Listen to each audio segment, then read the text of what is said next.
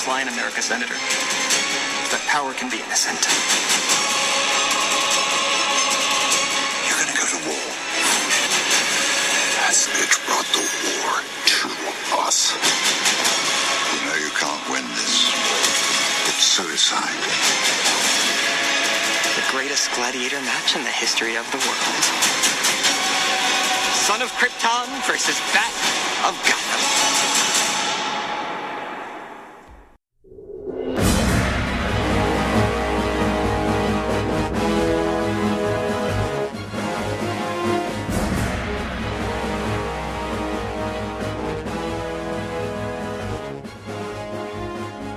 Hey everyone, and welcome to the Nerd Room, where we talk all things comics and movies. This is episode number 15. We're discussing Batman v Superman: Dawn of Justice. I'm one of your hosts, Tim. I'm Sunjay. I'm Troy.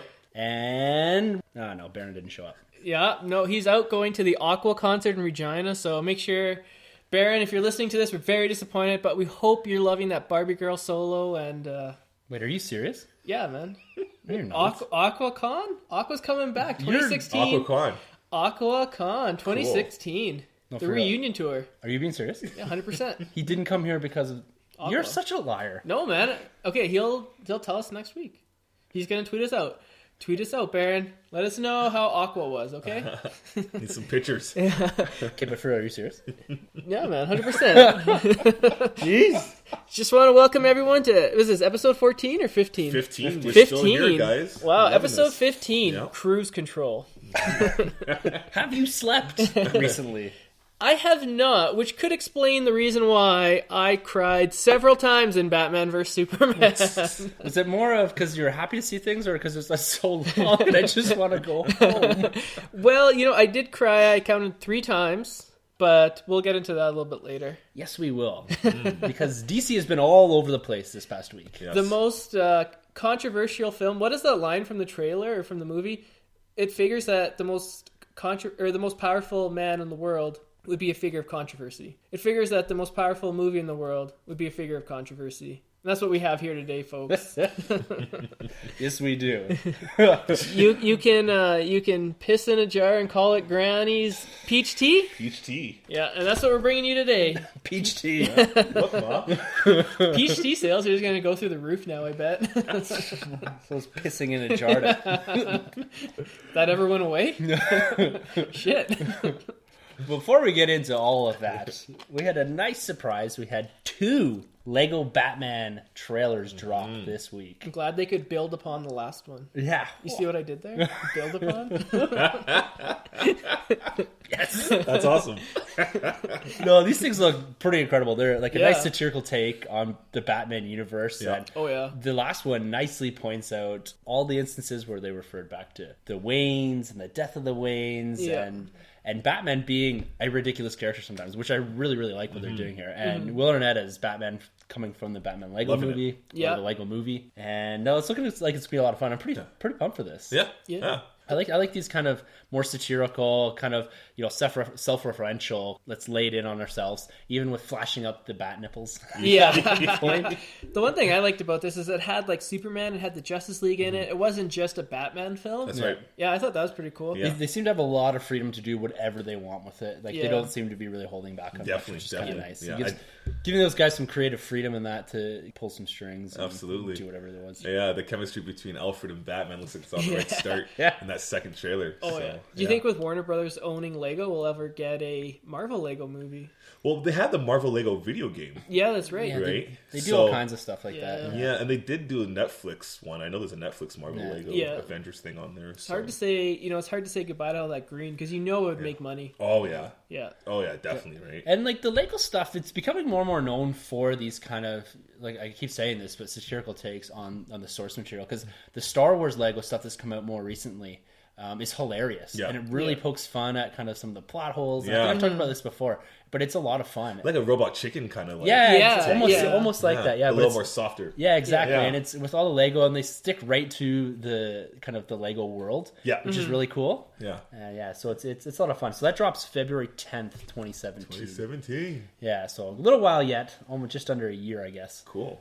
Before we get that, so that should be lots of fun. 2017 is going to be another big year. You got Batman Lego, Wonder Woman, Justice League. Maybe. Oh, We'll see. We'll see how we feel about that at the end of the podcast. Justice League potentially by Zack Snyder. I feel like I'm showing my cards here.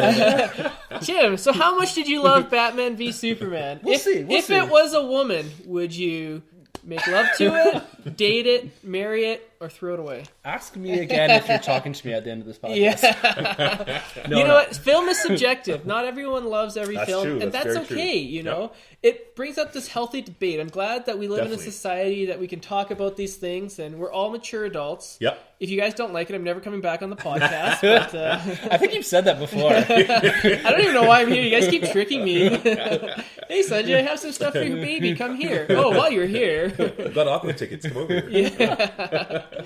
So we had WonderCon, not we, but there was WonderCon. We should hold our own WonderCon. We don't get to go to these things because they're all in the States. But if you guys want to invite us, give us free tickets and an airplane, hey, we'll be there. Yeah.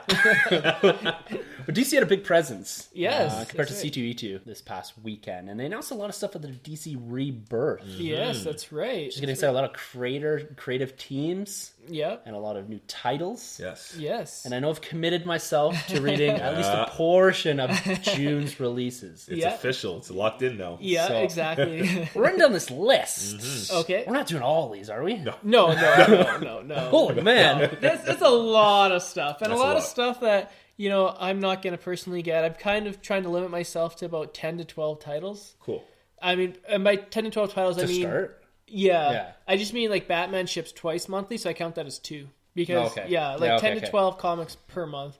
Right. We'll see how long this bi-monthly shipping goes on. Yeah, Hopefully not forever. I mean, the good thing is the price is a little bit less. for sure. But you're still in a paying more. Yeah. Because you're buying. Yeah, you're basically spending a little bit more money. Well, I guess you get 2 comics for the. Yeah, it works out, I guess. Yeah. Evens out. Yeah, so running through this list, what are you guys most excited for? What should I be getting hyped for? I would say you're not going to like this, Tim, but All-Star Batman. Yeah. Writing of Scott Snyder. Yeah. Artist, your favorite, the one, the only, John Romita Jr. Yep. I feel like I owe an explanation as to why I do not like John Romita Jr. He's probably listening to this podcast now. It's like, if only they would give me a chance, Yeah. Tim. Yeah, I'm sure he's sitting in his den in his house sipping on scotch, listening to the 3 of us. Drawing- I'm wondering, why does he not like me? I'm a good person. I give to charity. I produce comic books for a living. He's entertained millions, if not billions of us.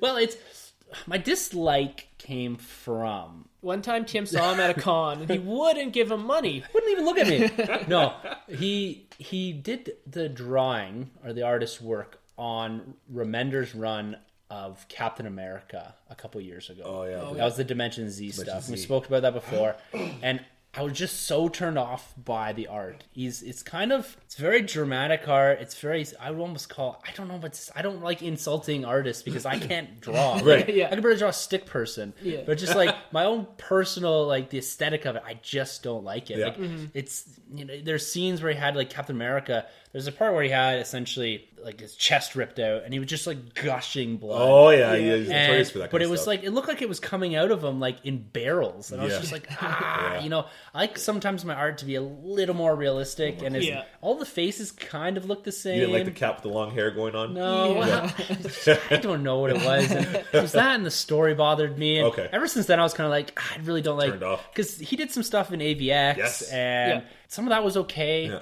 but it was a bit jarring when in some of those AVX stories they had, they'd go panel to, well, not quite panel to panel, but page to page, and the artist would change kind of halfway through the Yeah, book. that always takes and I me out found of it. his like really jarringly different Right. than the other Yeah. artists, because the other artists, I don't know if they try to copy each other.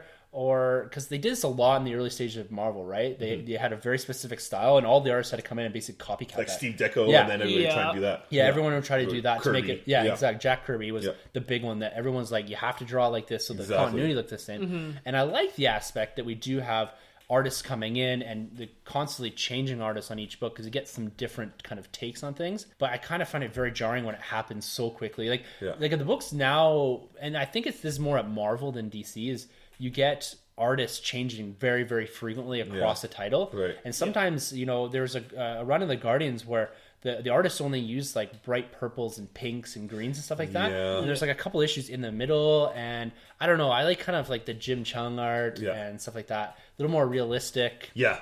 And so that's my issue with John Explanation, Romita. Yeah. No, fair enough.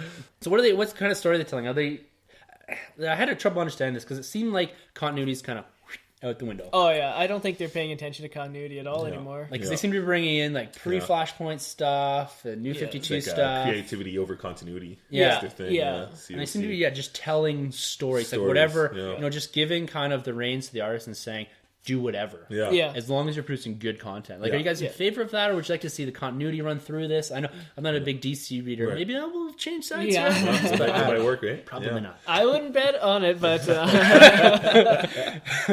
I think it'll work in terms of if the artists are truly allowed to tell their own story and have, no holds barred, they can tell whatever they want. Sometimes with continuity, it can kind of drag down a story. Like right now in Justice League, Batman's in the Justice League and it's not Jim Gordon's Batman. Right. So if they truly, maintain that continuity, then Jim Gordon's Batman would be in the Justice League. Yeah. And I don't really want, it'd be kind of a cool story for 1 or 2 issues, but with the story they're telling now, you need the classic Batman in there. Yeah. So in that regard, I mean, continuity can be a good thing, and it is kind of cool to see, the heroes interact with each other, but that happens so frequently now. It doesn't really matter to me. I'm more in favor if I can get a good story and read it, and it doesn't have to connect with, if Batman doesn't have to connect with Aquaman or, connect with Superman, I'm fine with that. Yeah. Yeah, see, I like my universes to be all connected. I like the continuity, and I always think if you want to do your own kind of story, then just do a one-off, a spin-off. Much like what Max Landis is doing right now with American Alien. Yeah. Brilliant book going on, and he just, he stepped outside the DCU universe, did his own thing, but we still have, for the most part, continuity going on in the books. So for me personally, I like my continuity in there. But you look at DC history, all their best stories have been out of continuity. You had Killing Joke, Dark Knight Returns, Superman Red Son. Now we're talking about Superman American Alien. Yeah. Watchmen wasn't part of continuity. That's right. V for Vendetta. So all those great stories have been, not tied down by continuity. That's true. That's a good point. DC's probably looking back at that and saying, well, if we can get a story or 6 issues of Superman where he landed in the Soviet Union instead of America, let's tell that story like they did in Red Was Sun. that Red Sun? Yeah, that's Red Sun. Yeah, cool. Maybe they'll do it like he lands in Cuba or something, or lands in China or something. Yeah. So, you can have that freedom to tell something completely different and not have it be bogged down with continuity. Yeah. Yeah. I think Marvel, for the most part, does a decent job connecting everything, keeping everything going on. If a person's blind in this comic, they're going to be blind in the next issue when they pop up here, or deaf, or whatever the case is. I think that's going on with Hawkeye. Right, Yeah. so I like. Well, at least it was earlier before. So I like what they do over there. It's sometimes it's almost just winks and nods to what's going on. Yeah, right? It's just like, oh hey, what are you doing back from space? Exactly. Yeah. It's like, they give you that little bar for more info on this. Check out amazing number so and so. Right. Yeah. So. That's been something they've done forever. Yeah. Exactly. Yeah. Yeah. From way back from the '60s. I think Marvel's been more focused on continuity than DC in terms of history and stuff. Yes. Yeah. Yeah. Yeah. So I see we're getting 2 new Wonder Woman books. Wonder Woman Year 1. Yeah, so what it is Wonder Woman has actually just one title, but they're going to be alternating stories. Okay. So the first Wonder Woman story will come out will be current day, and then the second one in the month will come out as a Year 1 story. So it's 2 different writers, but just one title name. Interesting. So with that going, because I know with the first or second volume of Wonder Woman that I read, they kind of went back and explained her backstory with Ares kind of being her mentor, right? The God of War kind of mentored her a bit. Right. Is this all wiped out now, going in further good into question. the rebirth? You know what I mean? Because I like what they did there, but if they want to make a bigger story out of it, I'm all up for it too. Yeah, well, if you like what they did, that's kind of what the movie is going to do. Yeah. So just a little plug in there. But I'm not sure, actually. That's a good question. Yeah. Yeah, because we don't know what's going to go on necessarily with the New 52 stuff meets the Rebirth, if it's all still connected. Is it a big event? Like, have they explained like what's going on, or is there something as you guys are reading that's leading into this? Like, can you see something on the horizon that's like, okay, the world's going to explode and we're going to get Rebirth, or it's just going to kind of Darkseid War is the thing that came to my mind, but there's an 80-page issue. It's just written by Jeff Johns, who, interestingly enough, isn't writing anymore. Oh, is that the thing that comes out in May? Yeah, so it's a one-off, and it's an 80-page issue, and it'll explain this Rebirth thing. Yeah. Okay. Yeah. I think that's a good idea, because I think that's what the New 52 was missing. There's this huge thing where, like, what's going on here from Flashpoint. So Jeff Johns, interestingly enough, isn't writing any of the comics anymore. But there has been rumors that he is working with Ben Affleck on a solo Batman film. Yeah, I think they all but confirmed that. Yeah. Because Ben Affleck's like, yeah, I'm working on something with Jeff Johns. Well, how do we know what it is, you know? But keep in mind, he also did do stuff on the Green Lantern movie as well. It's true, right? it's true. But he has been writing some Flash episodes that have been... Yes. You know, and Ben Affleck is a pretty good writer.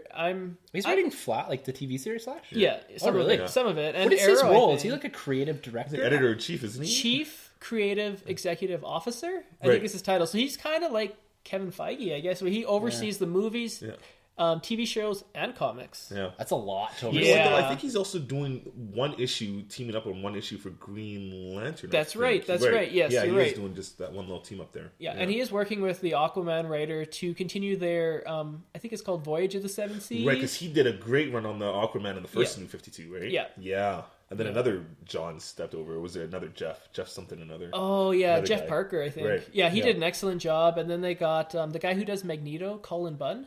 Oh, yeah. Yeah, he stepped in, and a lot of people didn't really like that run. I thought it was pretty good, but it hasn't been well received. So it'll be interesting to see the direction they take with everyone's favorite King of the Seven Seas. Yeah, yeah. Yes, he's getting a new book or some book in continuity, right? Yeah.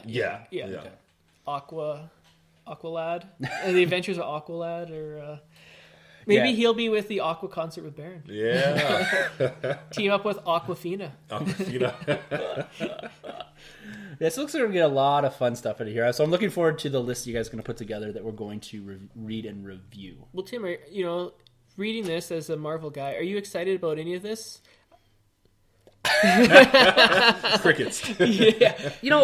I'm never going to say no to comics and stuff like that. I like the idea of it. We've talked about it before. Like it's hard to jump across universes, and I'm so ingrained, and I'll call myself a Marvel fanboy and all that kind of stuff. Yeah. It's just hard.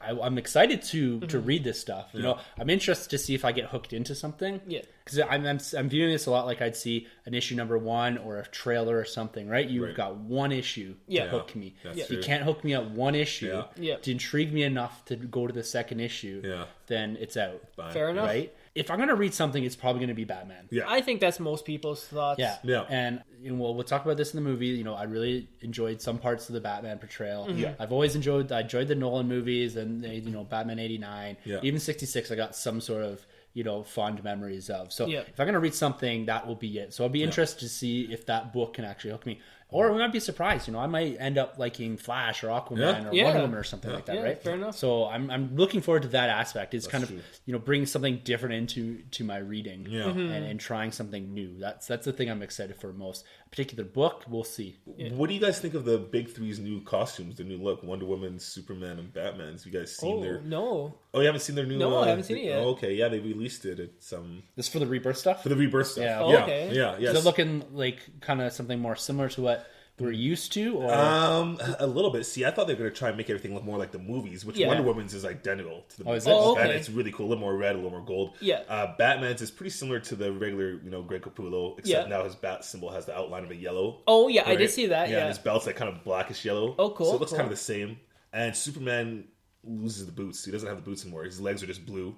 And he has like a red belt, but it's like not a full belt, I guess. And drawers are still underneath? Yeah. No trunks. Yeah. No trunks. It's No just a trunks. lot So, of blue. You got to break it up somehow. Yeah, you gotta break. It is a lot of blue. I love like Wonder a Woman's. onesie. I don't really care for Batman's and Superman's. So Yeah. I'll have to see it. Yeah, check it out and let me know what you guys think about it because they did a lot of twerks.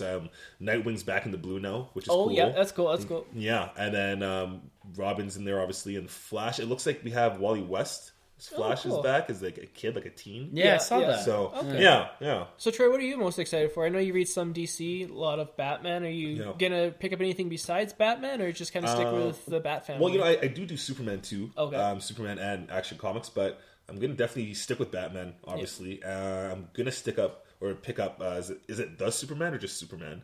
Oh, the one where it's kind of like in China? Oh, I don't even know the setting or anything. I just didn't know if it's like Superman's become the Superman, or is it two different titles now? Yeah, there's two different titles. There's one Superman. I think there's one called Super Dash Man, and it takes place in China. So I'm not really sure. Okay. I think someone in China gets Superman's powers. So that's kind of the premise of that story. Yeah, because I did see Lex Luthor is rocking the Superman suit himself too now, which is weird. Pretty cool. So yeah, I'll pick up Superman. I'll pick up Batman. I'll stick with those, and probably Aquaman.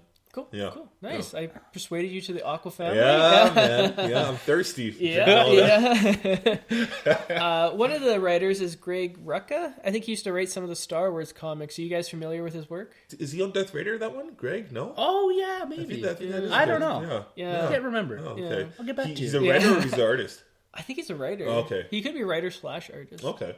Pulling Cool. double dudes. So. You know what? I'm excited for my dude. I say this like we're best friends. Dave Finch. Yes. He did the Forever Evil art, and Wonder Woman. Yeah. He's going to be doing Batman now. Oh, nice. Which is really cool. That's I really awesome. like his. He actually makes me like the Batman costume a little bit more now. Yeah. That I've seen his art behind it. So I think he wrote and drew Batman the Dark Knight series when the New 52 first started. Oh, Yeah, so he did okay. a lot of like the occult and horror of Batman. So like Scarecrow's the villain, Jarvis Tet, Mad Hatter, Clayface. So he did a lot of those stories, which were kind of cool. Yeah, because I did see an art of his before when Dick Grayson was wearing the cowl. Oh, pre-New yeah? 52. Nice. So so I'm excited for that. Definitely. Cool, Yeah. cool. So should we begin with our main event? I think so. I think Yeah. it's time to get into it. I'm kind of sitting here on the edge of my seat, waiting for a point to jump in to kind of swing us at the Batman versus Superman. So before we begin, we will preference this by saying we will be talking a lot of spoilers. Yeah, Heavy we're going right spoilers, into guys. it. Yeah. This is going to be spoiler heavy, so if you haven't seen the movie yet or you don't want to be spoiled, especially by that tremendous ending, do not listen any further. Stop right now, go back and re-listen to the first half of this episode to get your nerd room fix. Should we begin? I mean, I have a feeling how you two guys are going to respond to this film. Don't prejudge.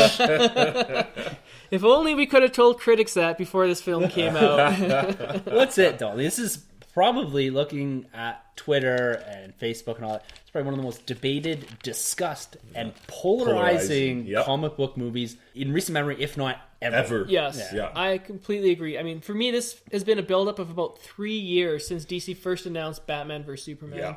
And I must say, like, this movie, regardless of how it turned out, really brought back the event in cinema for me. I was listening to news every week. I was getting so much merchandise for this film. I was so excited. I was watching the trailers. I bought more merchandise for this film than I have in any other movie previously.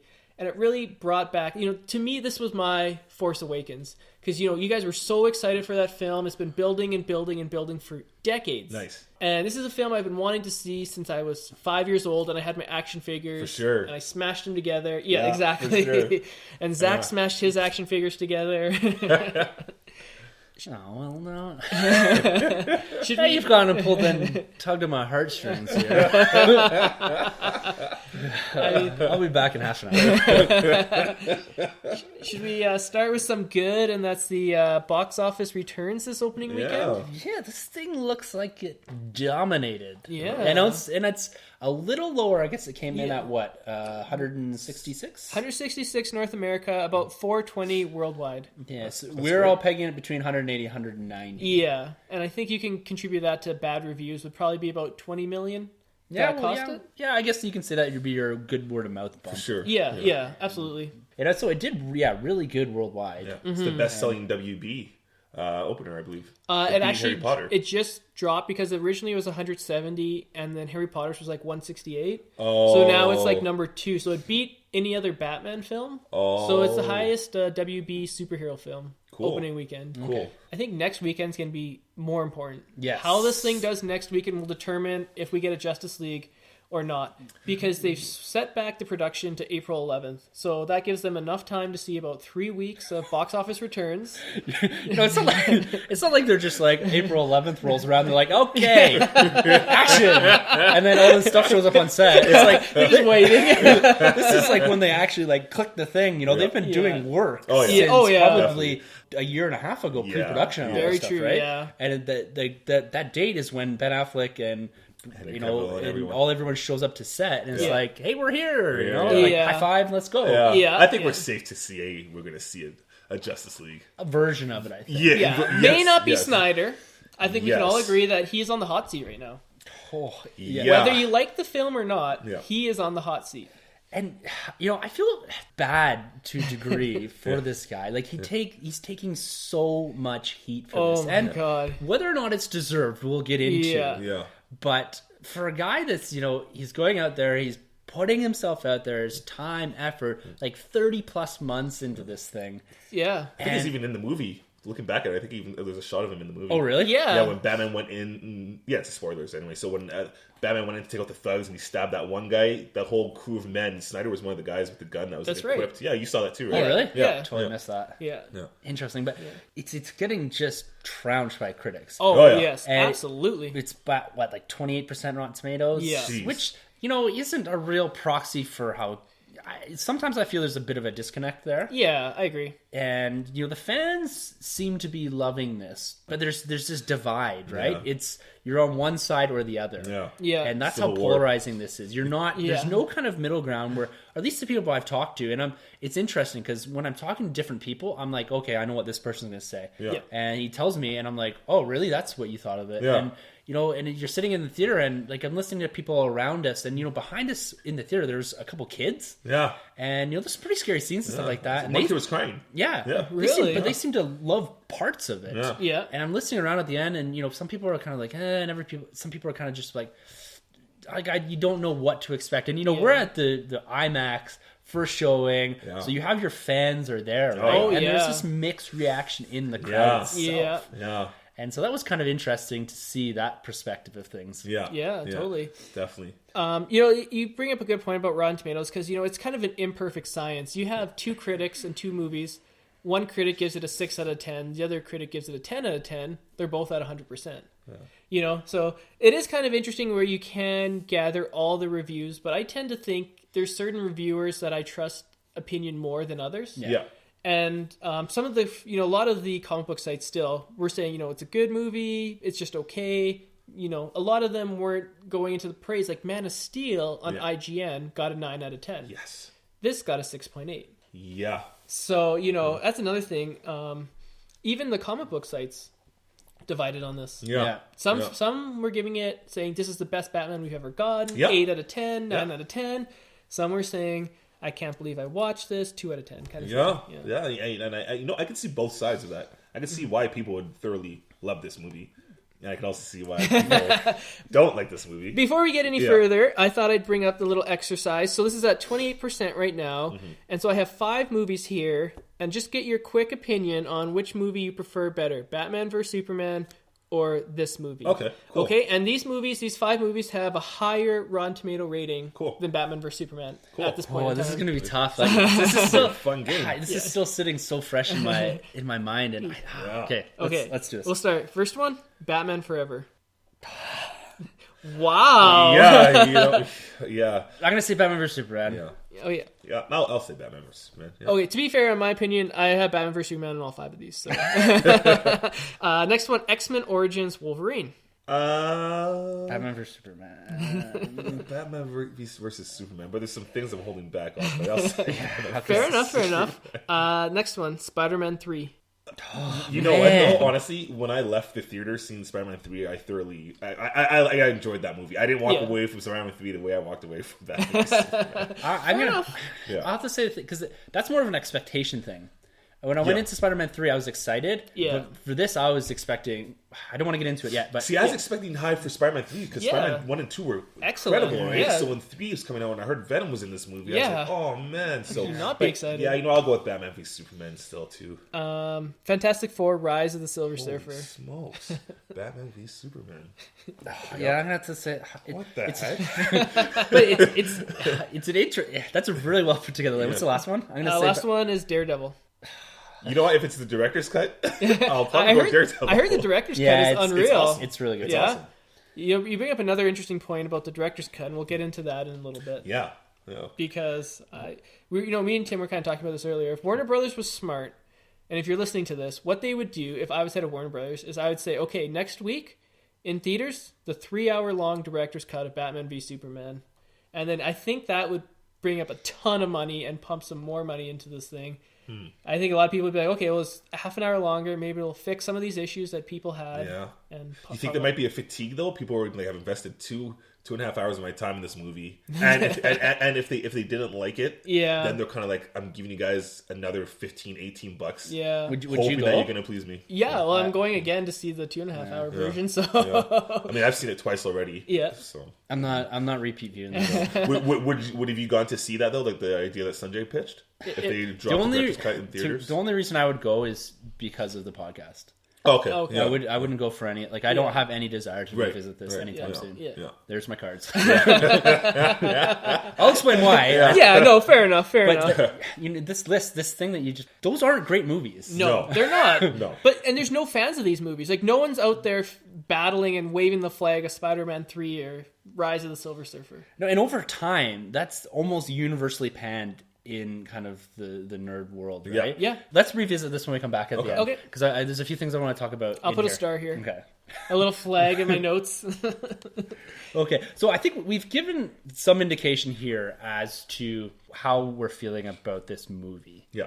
And I think right off the top here, let's kind of roll a little bit with that and each of us give kind of just like a quick paragraph for overall impressions, and then we'll expand kind of into this, talk about the individual characters, some of the narrative stuff, some of the surprises, if there were any, Wonder Woman, stuff like that. Let's start with our fanboy. Fanboy. The man has been waiting for this movie forever. Forever. Just a quick blurb. Just a quick blurb. Okay, you guys are probably going to disagree with this, but so in my opinion, this is the most fun I've had in a theater since The Dark Knight Rises. I cried 3 times, like I said. I cried with the little girl. Now, I just had a daughter, so that may have had some effect, but the opening scene with the little girl, I teared. And, spoiler, I cried twice at the end with the death of Superman. Just throw it out there, because this is all spoiler-free territory. I felt like this was a movie for comic book fans. If you've read DC Comics for the last 20 years, you got so much more out of this film, but that's a terrible way to make a film. However, I'm glad he did it, because I have been reading those comics for the last how many years, and I've gone back and reread Crisis on Infinite Earths, and so as a DC fanboy, I'm glad he went that direction, but I can totally see general audiences sitting there going, what just happened? That's all I'll say right now. Troy, give us your first Okay. Well, going into this movie, I had high hopes. I loved Man of Steel. It might be one of my top 10 movies, superhero movies. I love it. Yeah. So going into this movie, I had high hopes, and you know what? Straight up, Batman, they killed it. He's my favorite Batman I've ever seen in the big screen. Wow, even more than Bale? Oh yeah. I loved Ben Affleck as Bruce. I loved him as Batman. So that was a great job. They had all the tools. They had everything in the disposal to use, and you know what, guys? The editing it was sloppy. It destroyed the film. We're getting 1, 2, 3, 4 scenes, and then it jumps to 10, and then comes back to 4. It was so disjointed, and Lex Luthor was just horrific. I don't understand how Man of Steel, they nailed Jonathan Kent, they nailed Superman, they nailed Martha, they nailed every character, and then you got Lex Luthor, and you butcher him. You give me this Jim Carrey meets the Social Network guy. Yeah. And what's his motivation? Why does he hate Superman so much? Like, it's not really clear what he's doing, and this bigger plot that he has, the general audience is probably scratching their head like, what is going on here? Who's this ding, ding, ding, ding, ding? What's going on, Yeah. So, yeah. There it is. Yeah, I'm passing on to you, Tim. Passing on to you. And this isn't a rant. I'm just No, rant away. I mean, this is the thing. This is our Forum 2 rant. Yeah, exactly. I feel like this is like, like on those talk shows where we like grieving and stuff. Like, this is our, what's those called? Those the support Therapy groups. session. Yeah, this is a therapy session. Yeah, I'm here today because I just saw Batman vs. Superman. Can you help me? Well, I enjoyed the characterization, and although not comic accurate, of Batman. I thought Ben Affleck was good. Cool. And I liked Alfred as well. Okay, yeah. This thing visually, it looks pretty good too. Yeah. There's some really cool fight scenes. There's some cool slow-mo stuff. The CG looks pretty well done. Yeah. But this movie's a mess. Yes. Narratively, it's all over the place. I have so many questions that I'm hoping can be answered here today. Yeah. All right, that's why I'm here, guys. And like you said, I'm going to echo what you said, Troy, is the editing. This took me out of the movie to the point where I checked my phone twice Wow. to see when are we going to be done this. Yeah. Like, I cannot take this. And, I'm sitting there thinking, like, what is wrong with me? Why am I not enjoying this? Right? Like, I should be enthralled. Because, like you guys, I was super stoked for this. I was like, okay, we're finally getting the kicking off of the DC Cinematic Universe. Yeah. It's, this is the big one. They've been working on this for so long. Yes. They pushed it back a year. They gave themselves breathing room. They didn't rush this out. Yeah. And I'm thinking, Zack Snyder's probably watched this movie 100 times. Yeah. More. Oh, yeah. And how he cannot simply say, this doesn't flow well, Right. I do not know how that was missed. Blows my mind. And so that's my big thing is, and I think it suffers a bit from sequel syndrome. Yeah. It's running before it can walk. Yes. Yeah. Yeah. And it's trying to set up too much. All and, set up. And I'm not saying this is the only movie that suffers from this. There's numerous movies. There's numerous Exactly. examples you can pull from the comic book movie, even in the last couple of years. Yeah. Absolutely. Where you can see this. So this isn't the single movie that does this. Yeah. Yeah. And I think we'll get into a bit of that, but I think it's suffering from that. Yeah. And Do you think part of the reason is because there was 2 writers? So you had David Goyer, he wrote the entire thing. Yeah. Then you had Chris Terrio come in and change some stuff. And sometimes when that happens, kind of disrupts the flow. Yeah. Something where in Justice League, Chris Terrio's writing the whole thing. I hope to God the parts that everyone loved, Chris Terrio wrote that, and that wasn't David Goyer. So they replaced the one guy that was actually writing the good dialogue. I have my reservations about that though, because David Goyer's kind of hit or miss. We talked about him before, Yeah. but did kind of feel like 2 different movies. And there was a rumor that they were going to release this In as 2 2 parts. Yeah. Right. And that's what I mentioned to Tim yesterday. I was like, it felt like a 5-hour movie that got trimmed down to 2.5 hours. Oh, definitely. Right. So I'm seeing 2 movies in here that's been supplemented by someone else coming in and saying, we need this, we need this. Yeah. There's a Man of Steel 2 in there for sure. definitely. Yeah. Oh, I feel like they wrote a script for Man of 2. Yeah. Man of Man of Steel 2. Man of Steel 2. Man of 2. Man of Steel. XXL. I feel like they wrote a script for that, Yeah. and then squeezed in Batman, and then squeezed in Wonder Woman, plus some Justice League stuff. If you pull that apart, there's certain scenes in there that I'm like, this feels like a completely different movie. Yes. And it's a lot of the Superman stuff that feels out of place in the movie. Yeah. Yeah. I was going to say, I felt like the opposite. I felt like they wrote a Batman film and then shoehorned Superman in there. That's a really good point, actually, because honestly, the first 30 minutes of this film, 30 or 40 minutes, are awesome. The setup of Batman, Bruce Wayne's scene, and what's going on in Metropolis in his own eyes, awesome. It's awesome if you knock out all the stuff in between the Batman stuff. Okay, yeah. I'm talking like it's just like boom, like, and then we're like starting the start of the movie. I feel like you go one scene 30 seconds, next scene. 30 seconds. Yeah. I cannot You get can't A invested. lot of Invest jumping anything. around, yeah. I'm there's invested some in things- nothing. There's some things which is kind of weird. There's like this little weird Aquaman tease going on throughout the film where it's like you get these water scenes and you're like, are we going to get Aquaman? Yeah. And it's like, nope, that's just kryptonite. Are we getting Aquaman? Nope, Superman's going to come now and save Lois for the 5th time in the film or the 4th time in the film. Yeah. And this is off topic, but I thought it would have been a kind of little cool thing with that first introduction in the Indian Ocean where they get the kryptonite. I thought it would have been kind of cool if you saw like this dead, what are they called? Atlantean kind of grab someone by the head and just kind of like whisper like Mantis or something. And that'd be cool. kind of a neat kind of introduction to like Aquaman, but It's interesting. I think we should pull it as we go through here because I think this movie is also full of missed opportunities. yes, I would there's so agree much with that. potential in this movie. I could have so made much. this movie better, but I did enjoy this film immensely. But I feel like there is some definitely missed opportunities where they could have expanded on things or brought in some other cool stuff, and hopefully the 3-hour extended edition fixes some of that. Definitely. I mean, it's a shitty way to go about promoting a film and saying, here's your 2.5 hour film. We cut it down half an hour to make more money. Yeah. I don't agree with that. They should have just thrown out the 3-hour one. And I think critics probably would have liked it more, and I think fans may have liked it more. But you wouldn't have had that extra showing. Right. And I think Warner Brothers, that's on them. Yeah. I think that's on the marketing, or that's on whoever it is. They saw this movie and they're like, we have to make $1 billion. One thing I just want to throw out there before we kind of get a little more into this is I would just want to acknowledge that all of us here understand the time, effort, and money that people put into this, the thousands of man hours and stuff like that. And we're not here taking this apart just for the sake of it because we like being negative and stuff like that. We're all fans of the genre. We're all itself. rooting for these guys. Yeah, and we're all behind it, and all we want is a good product put out. Yeah. Right? And we're not writers, we're not filmmakers, we're just commentating on stuff. And we're not doing this to drag people down or to be purposefully negative or whatever, right? I hope, and I'm going to try is pull out all the positive things of this for sure, and then just comment on some of the stuff that we didn't like for sure. And I just don't want us to come off where more myself in particular, to come off like I'm constantly pissing all over this thing, right? Yeah. And because I don't want to. I'm rooting for this stuff, and I want the genre to succeed, right? Yeah. I want to see these characters on film as much as the other guy. I'm not some Marvel fanboy that's here just throwing flames. No. So I just want to throw that out there, that we do acknowledge, and we're not here to specifically criticize Zack Snyder or whatever, right? No. He's ultimately responsible for this, but there's hundreds of other people that are contributing to this at the same time. Absolutely. And it's people's lives. This is probably close to his life's work, right? Yeah. And it's difficult for me to come in here and say, oh, I didn't like this, I didn't like that, this. I'm going to do that because we kind of have a forum here, and the internet's allowed us to have a forum. And I'm just hoping that in the future that it's not going to be us, it's not going to be someone else. It's going to be the collective that say, there's issues with this. Let's move forward, and we can fix those things, right? Definitely. Yeah. And so that's what I want to kind of come out of these type of conversations. Is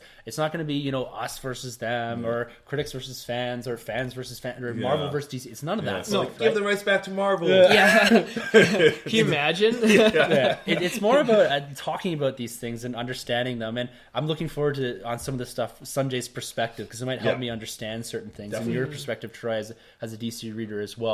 And going back into this with that sort of knowledge, I might enjoy certain things more. Is this a movie that benefits from repeat viewing? So we can get into that kind of stuff. But I just wanted to throw that out there, absolutely, before we kind of get into this, in a little more detail. No, that's a good point. And as a fanboy of DC, some of the problems of this film I probably overlooked. Whereas if I didn't have as much, history and love of the characters, it's kind of like Age of Ultron.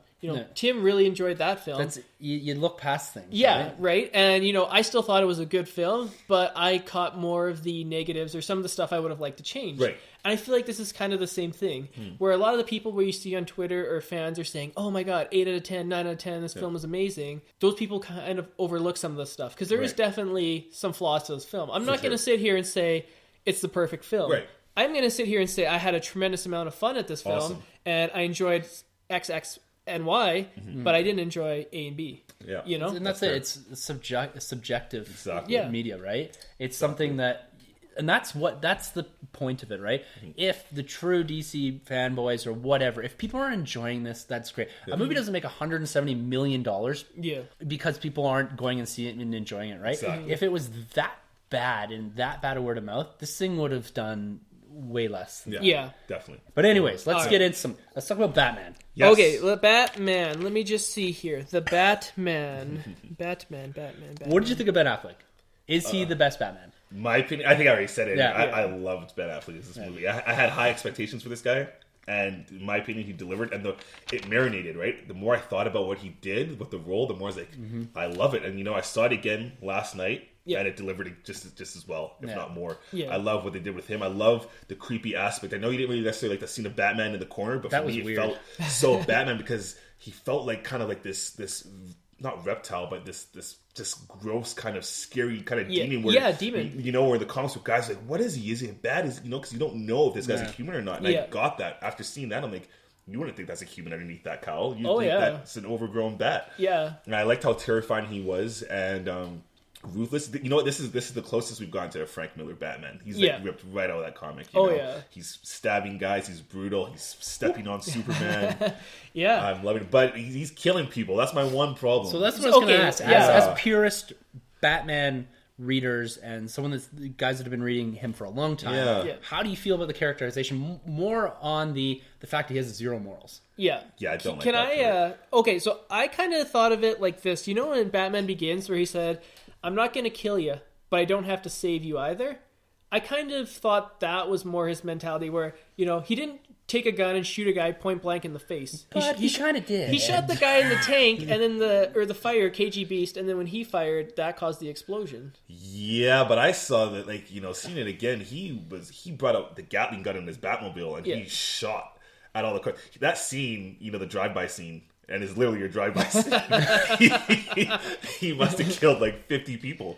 And then if he didn't shoot them, he was driving them with his mobile going over the guys' roofs. And but it's not a little bit of I'm driving down this road, and if you get in my way and get run over, that's your own fault. No. I'm going to be shooting in this general vicinity, and if you're getting in my way, it's your own. I mean, maybe getting in the way, but when he's bringing out the gun and aiming, That's Batman looking to kill, which that took me a little out of the movie. I didn't notice it the first time. But the second time, I was like, he's actually trying to. He's first blood here. Yeah, he's going after these guys. But in the Dark Knight Returns, in the Frank Miller story, it's not bullets; it's rubber bullets. That's right. And he does say, someone asked him a question. He's like, "That punk will live and he'll walk again, but he'll always remember that I've been there." Yeah. And so I think that's kind of what he's going. I don't know if these are real bullets or if they're rubber bullets. They don't do a good job in the film explaining. Yeah. That's going to be a common theme in this podcast. Right. Cars were exploding though. That's true. That's true. But you have to remember he used the car and he hooked it up and then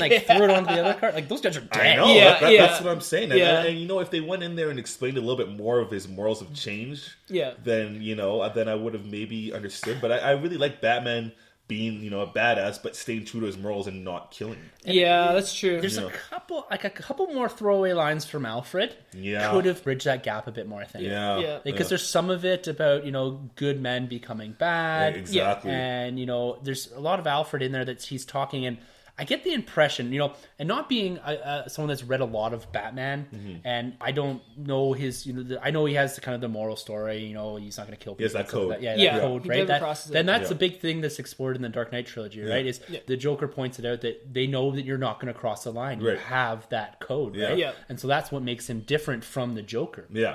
Whereas now, he's kind of stepped over that, and I'm intrigued by it more than anything, because I don't have this attachment or a characterization that I'm expecting to be on film. I see him just in there kicking ass.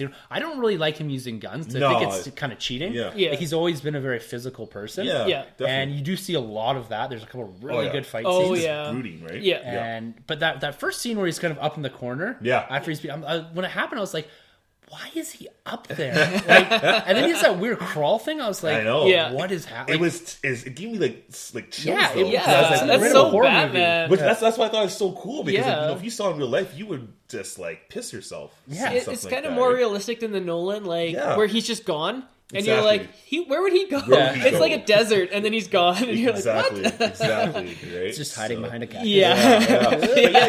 But for the gun thing, it's weird because his parents were killed by a gun, so he's always been no guns. You know, so for him to start shooting guys, it just seemed a little out of left field. I kind of felt like at the end of the film where you're at the climax of the fight between Batman v Superman. Yeah. Batman then realizes kind of the error of his ways. Okay. We can talk about more when we get to the Martha part. A little part. depth in that. I got some questions. We'll get to Martha later. What'd you say? So you just mentioned the Wayne family. What do you think about revisiting that? I loved it. I think that's the best way to handle it. Do it in the crawl text. Yeah. Do it in the beginning. Kind of like Hulk was Incredible Hulk. How they just kind of revisited enough to give you the origin story and then be done with it. I like that because I didn't want to see in the middle of the movie he has a nightmare and he goes right back to his whole origin story. I didn't want to see that. Yeah, I mean you kind of gotta put it in there because this is Batman, right? Yeah. People know about Batman, but Snyder's changed so much of the history of Batman, of the mythos of Batman with this one thing, that you still need to put it in there because maybe in Snyder's verse, maybe his parents don't die that way. Maybe they die a different way. I think it's just so well accepted. I think personally I could have done without it. Okay. I would have liked and I think you've mentioned this before, Sunjay, it's dark. It opens almost to no credits or anything like that. Yeah. And you can hear the buildings exploding. And then you get into the Batman reverse angle from the Man of Steel. Oh, okay. I think that would have been a really good way of coming out of Man of Steel into Batman v Superman. Effective. Oh, okay, yeah. And you have this visualization of buildings falling. To me, in my head, when you do that and you do it on a dark screen, to me that brings up a lot of and maybe you don't want to feel this, but not a lot of 9/11 stuff. Absolutely, yeah. And so you're getting that kind of mentality setting there. You're getting right into the film, and you're kind of going right back to Man of Steel. Yeah, that's how I would have that's how I thought it was going to start. Right, because you put that in my head a long time ago. Yeah, that's cool. And I was like, oh, this is going to be really cool. And then they kind of wait to do that. Yeah. And I understand the necessity of having especially to put with the in Martha reference too. Yeah, exactly. So, you need that. You need to set up, because we'll talk about it towards the end. You need to set that up for the end. Right? Yeah. I like what it did do for his directing chops. It really showed he can shoot. Zack Snyder can shoot some really cool scenes. When you saw Bruce Wayne being risen by the bat, and when you look underneath him in a certain way, he looks like a bat from that angle. Oh yeah, right. When you really look at him, so there's some stuff he's doing with the camera. I'm like, wow, that's great. Or even when the gun's going, and it cocks back, I was like, Zack Snyder, you can really shoot. Movies. Yeah, it took me a minute to figure out what was going on when he was rising. polarizing. Yeah, I think know, that was a dream, right? Yeah, I think it Yeah, was. it's Yeah, like, to be like, because that fly. I was like, my God, they're not saying the bats are picking him up. Yeah. And I was like, no, okay, I get what's going on here. It's all about symbolic the dream stuff. and dreams. You know, one thing about DC is they're all about the multiverse. You know, infinite worlds, infinite different heroes, infinite different takes.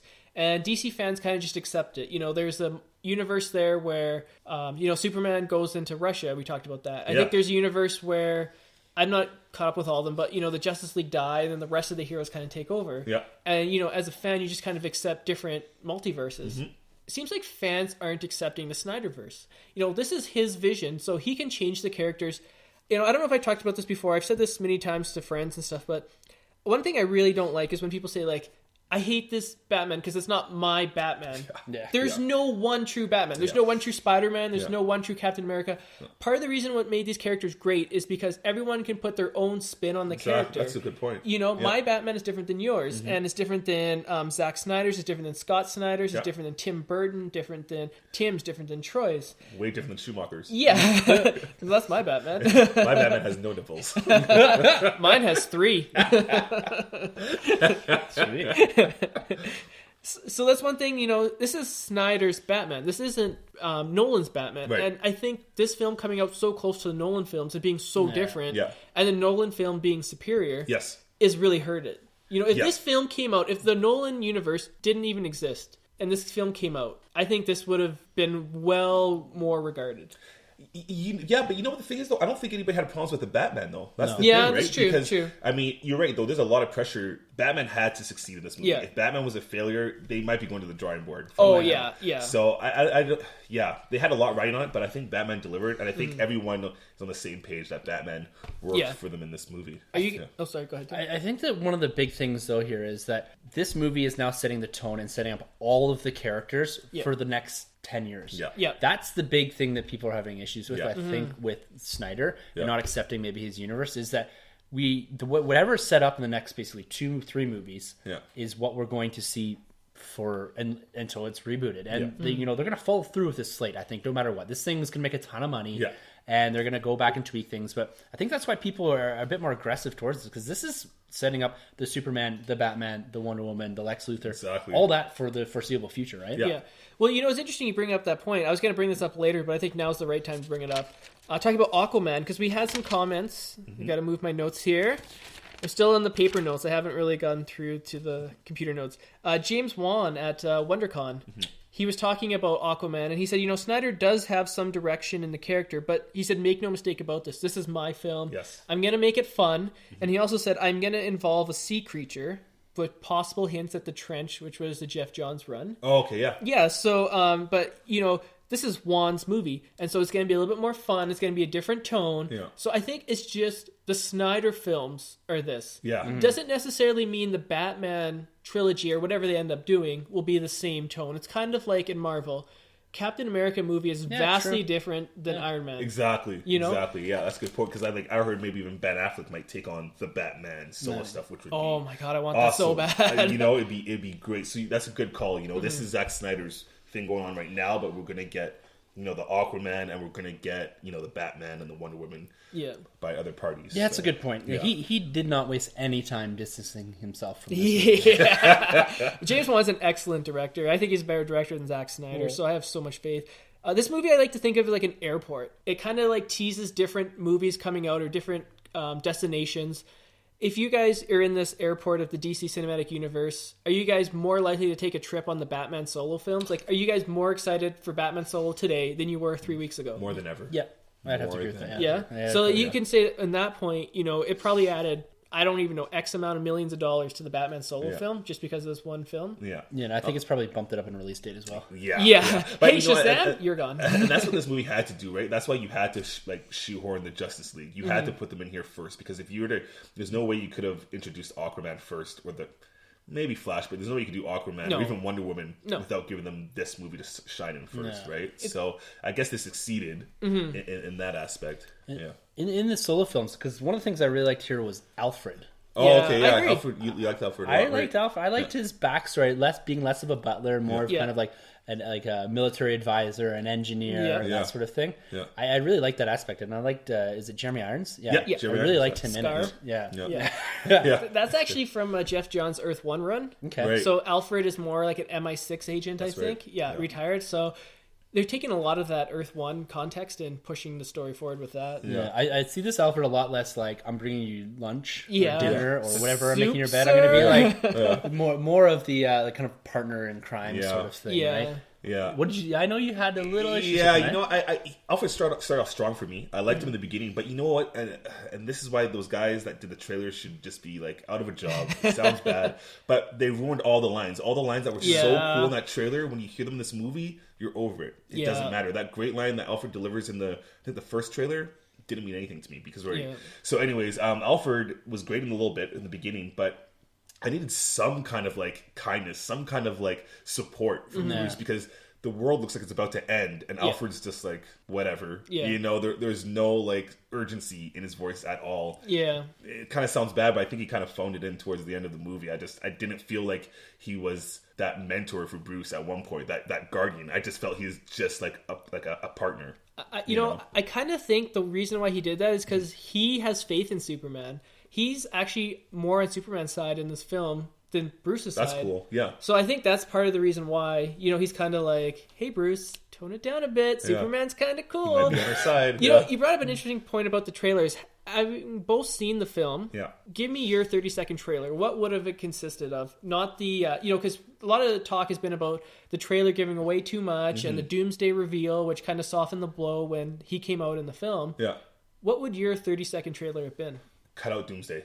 Doomsday 100%. would have not been in that trailer Yeah, I agree. at all. I That agree. was brutal. All I would have done too is the Holy Trinity. Yeah. Like that, just that shot. Yeah. No, 30 seconds? Because, but no, it's just like at the end, like Yeah. just that. Because Wonder Woman again was another thing that they showed almost all her scenes in the trailer. Yeah. Yeah. In those three trailers. Absolutely. So I didn't watch any TV spots or anything like that. Yeah. Going through, there was nothing I was really surprised at. No surprise. Yeah. And particularly with like even all like the main action sequences, and you usually see that, but Yeah.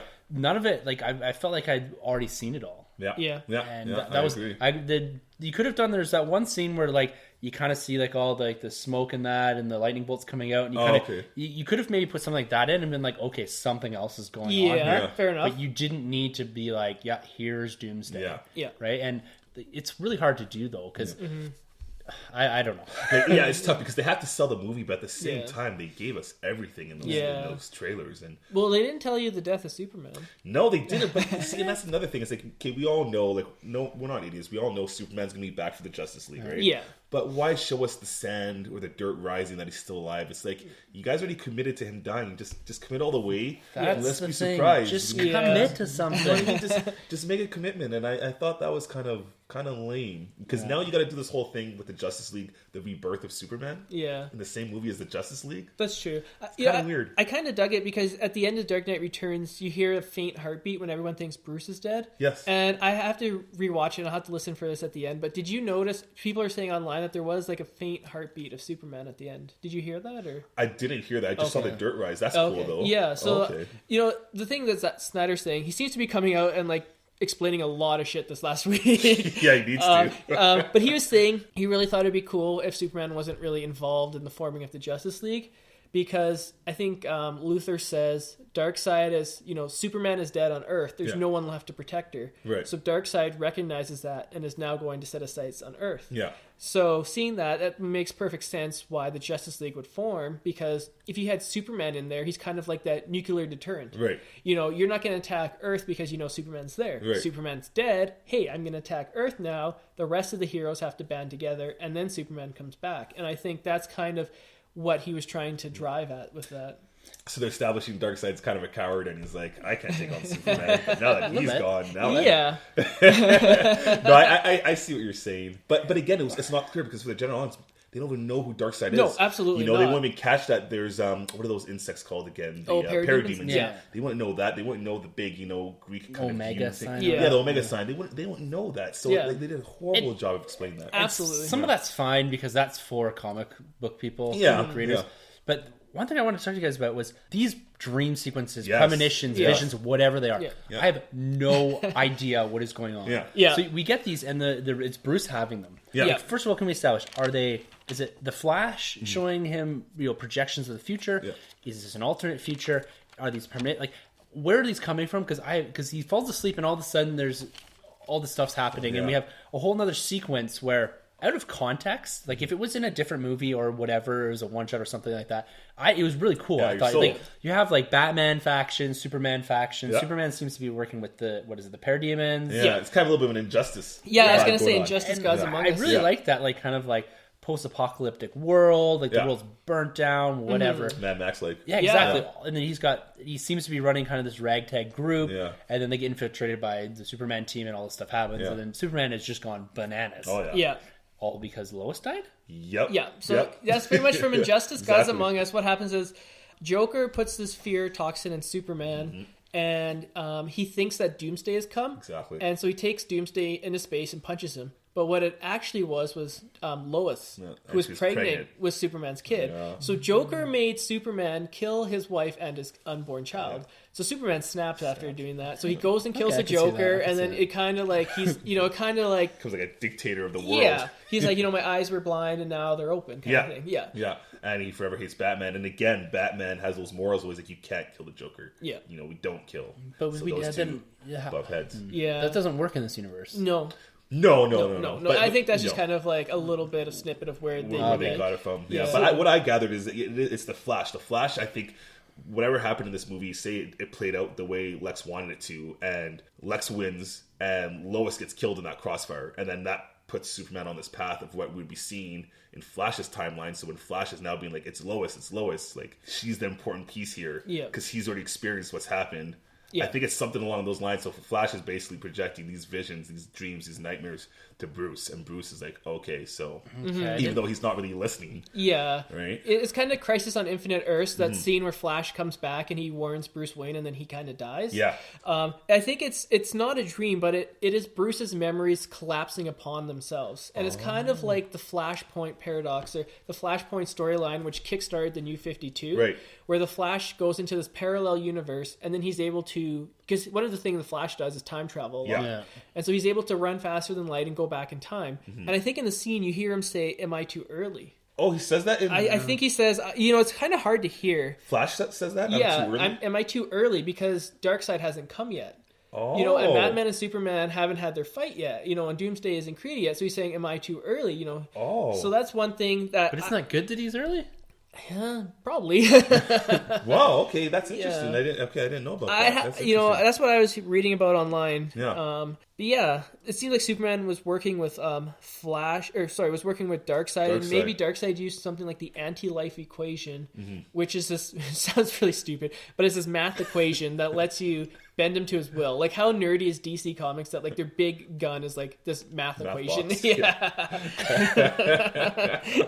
Yeah. Yeah. See, I think that's the thing it's not very clear because, like I was mentioning to Tim, if they were just a little more clear on like the Flash, and the dream sequences showing up, if you could have connected them a bit more, like if you saw like the Flash going across every dream sequence, then you knew that it's coming from the Flash as opposed to this one odd time Flash comes out of nowhere. Some people don't even know that's Flash. Some people are like, Well, who's that? because there's a sequence, and then he comes out of it, and then the Flash is there, then he's there. So it's confusing. Like, Exactly. if they had the Flash come out of somewhere and just like hit Bruce, and like it's a very abrupt way of doing it, and very on the nose way of doing it. It's just like he's running a memory into him or something like that. Yeah. I don't really know.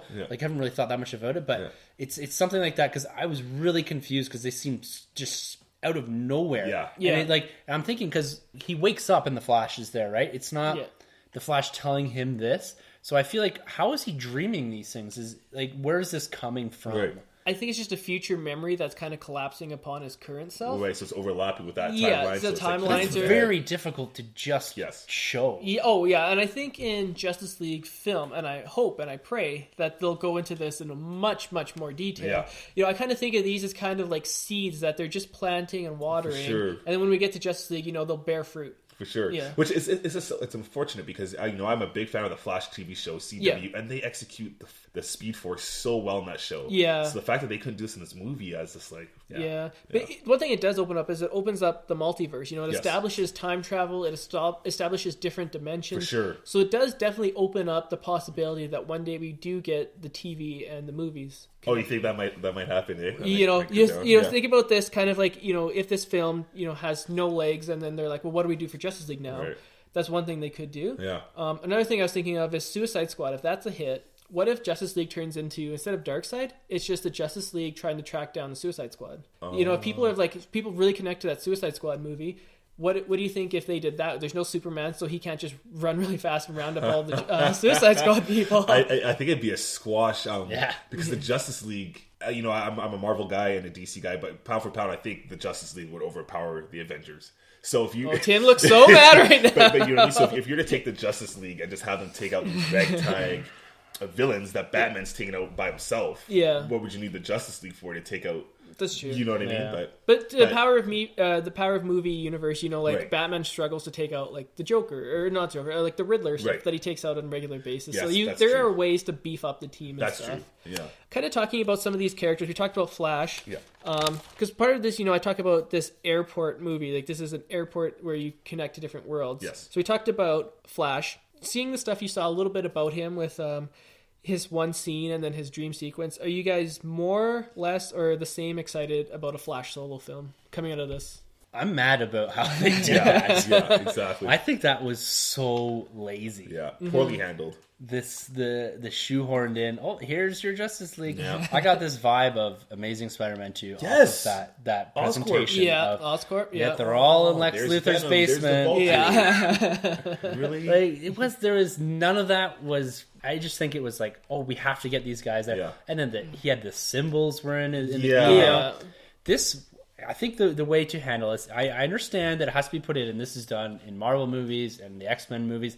Stuff like this is done all the time. I'd like to see stuff that's more organically done. And to me, the end of the movie, instead of the way it was, it should have been Bruce going through Luthor's stuff and opening up and being like, and then you see just either the Aquaman or Flash one or whatever. Yeah. And it shouldn't have been Wonder Woman. And then that's what you're left with. You're like, holy crap. Yeah. There's the Justice League. Exactly. And we didn't have to have them comment on it or say we're forming it. It's just, okay, they're there. And then you jump into Justice League, and it's like either they're already together or whatever, but you've given some sort of indication that Bruce knows what's going on. Exactly. And Bruce is, by him looking through it, him being like, okay, I know that these guys exist. Exactly. Yeah. You kind of get, I don't know, or you pan to something, and Yeah. it's like there's 6 seats somewhere. I don't know. Yeah. Yeah. But the way that it was brought up, and I think that the scenes are all right. Like the Flash one's kind of weird, but the Aquaman one is awesome. Oh, Yeah. yeah. That was Like it's like the his best eyes coming You in. see, I love that part. Yeah. I love that part with the eyes. I think I mentioned it to you before, and I'm pretty sure you've seen this movie,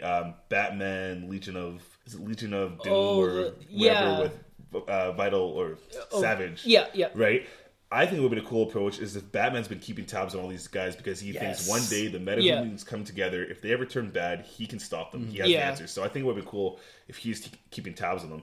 But if you want to scratch the idea, I think it would have been really cool if his Martian the Manhunter brought them all together. Oh, That he comes in at the end of yeah. the movie and it's like, look, this guy just took out Mars. Like, Darkseid took out Mars, and I'm here to warn you guys. That would've been so You need to cool. Or get Green rid of Lantern metahumans. Corps or something like that. Right? Yeah, one of those guys, that one of was those guys so that are coming cool. from space, Yeah. and their planet was destroyed from Darkseid. Yeah. Why not have one of those guys put the group together? That would have been awesome. You know, so yeah. I like Yeah. that idea of him keeping tabs on the Justice League because this folds very well into the movie with Bruce Wayne, you know, keeping tabs and, you know, being like, you know, if there's 1% chance, which seems ridiculous, Yeah. 1% chance that he's our enemy, we have to, you know, take him out basically. Exactly. And that fits very well in with that. Is that yes, Superman's his number one enemy right now. Yeah. Once Superman's going, okay, now we're gonna go after Aquaman or Exactly. something like that. Yeah. We're keeping tabs. Like I have ways to defeat all these guys. And Exactly. stuff Like Atlantis is down below. They Yeah. can come take over the world, you know? Yeah. So, I think he should have been having tabs on those guys. What do you think, Sunjay? But does that villainize Batman? Whereas, you know, Luthor is the villain. So Yeah. this, you know, he's keeping tabs on them. Yeah.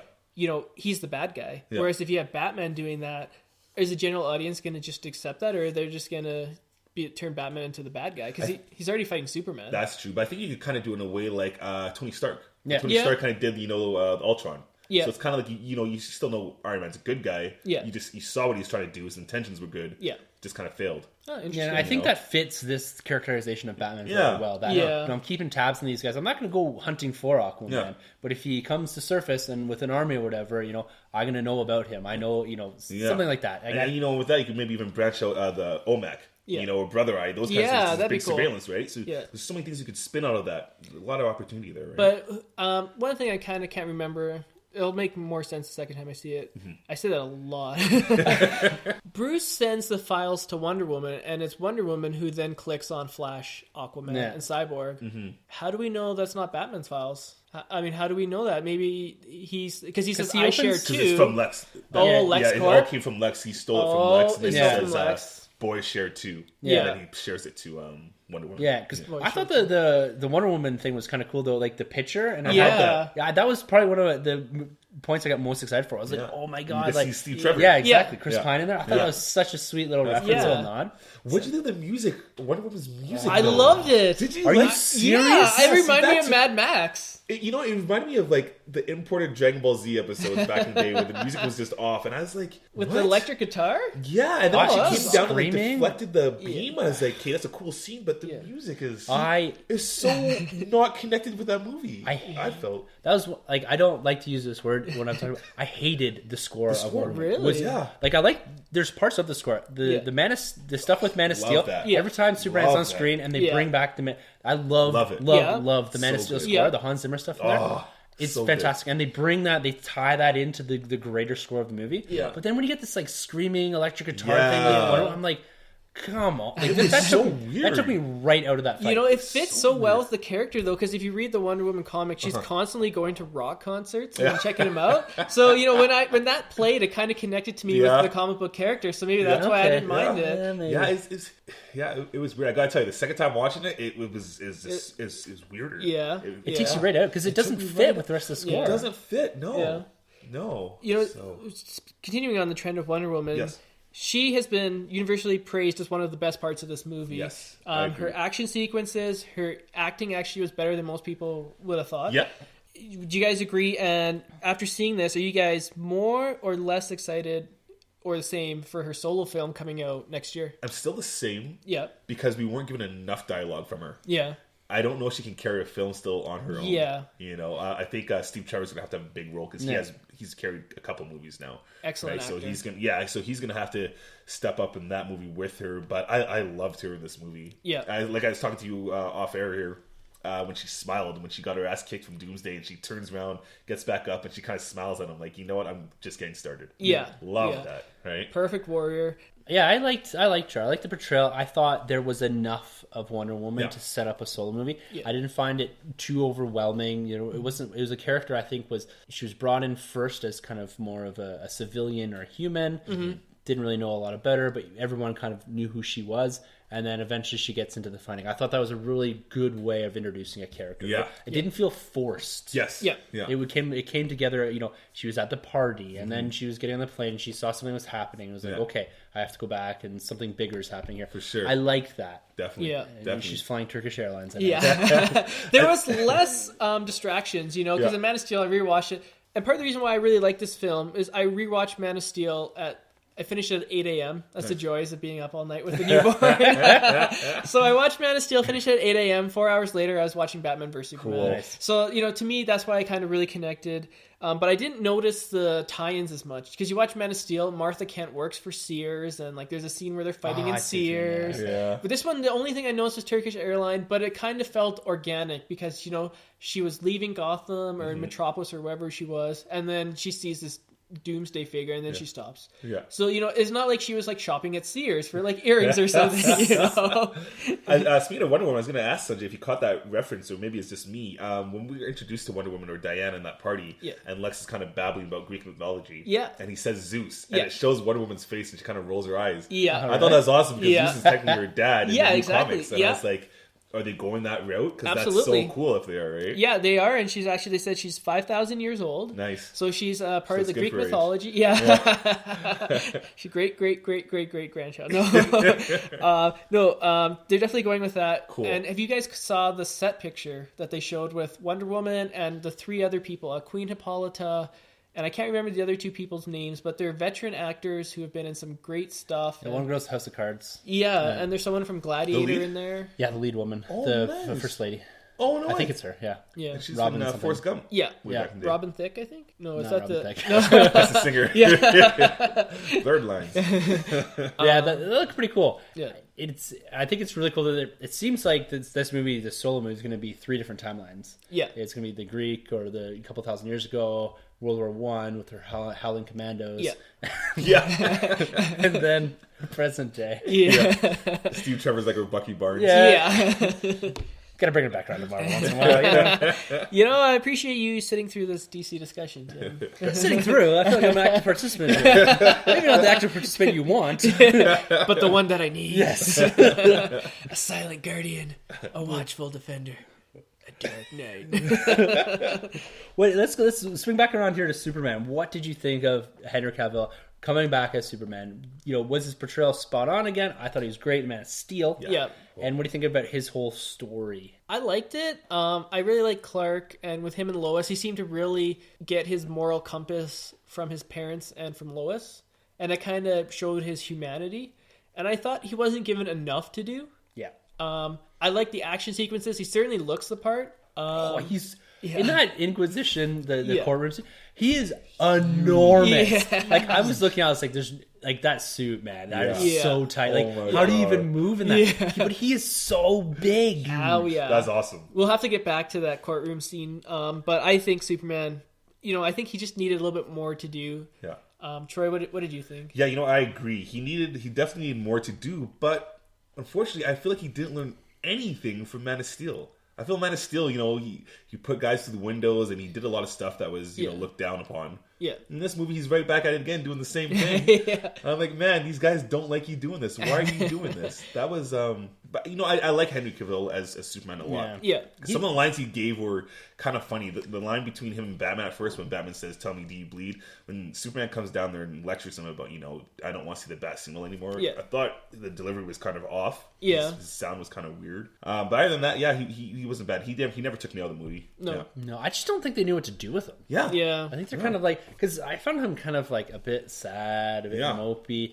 I feel like he's having this real internal struggle. Like, he doesn't know if he wants to be Earth's protector yet. Yeah. And there's a line that he says in there that Earth is my home now, or something like that. Yeah. Eventually. At the end, Yeah, towards the end, which I feel like is him, accepting this. Okay, now I'm Earth's protector. Yeah. Yeah. I'm okay with that. Before, I think there's a couple of scenes where he's hovering above the people that are drowning or whatever, or on the roof. So I'm like, is he contemplating, like, maybe I should just leave these Jokes. people, like, Yeah. let's leave humanity to kind of collapse in on themselves, because they're a very violent race. They're very Yeah. flawed. Yeah. They're not good in general. Yeah. Do I want to be the person protecting these people? Yeah. Yeah. That's kind of what I was thinking his internal struggle is. That's why he's so sad. He's kind of like, I don't know if I want to be here. My light is Lois. Yeah. And, my parents, they're very good people and they taught me certain values and certain things. But when I'm out in the world now, it's just full of crappy, shitty For people. sure. Yeah. For sure. I Yeah. totally get that. And, and as much as I love Man of Steel, but that is my one thing, is that Clark Kent he's basically a human. Like, he's been born and raised Yeah. in Kansas. So these morals, like Smallville, he's born with it. Like, he knows what's good and what's wrong. So I wish he just kind of already had that, like, that moral, that Captain America like mentality where he knows, like, look, I'm here to save these guys whether they like it or Greater not. good. Yeah. So. Yeah, like Yeah. he's Superman. You have to guess is probably at least 30 now at this point. I think he says 33. 33, Yeah. right? So I wish he just kind of already had those morals where he knows what he wants to do. But one of the criticisms of Superman is he's the ultimate Boy Scout. People say he's boring. He always does the right thing. That's true, So yeah. is this Snyder trying to liven up the character? Because if you look at the last 20 years, I think Batman said it best when he said in Infinite Crisis, Superman, you're supposed to inspire the people. The last time you did that was when you died.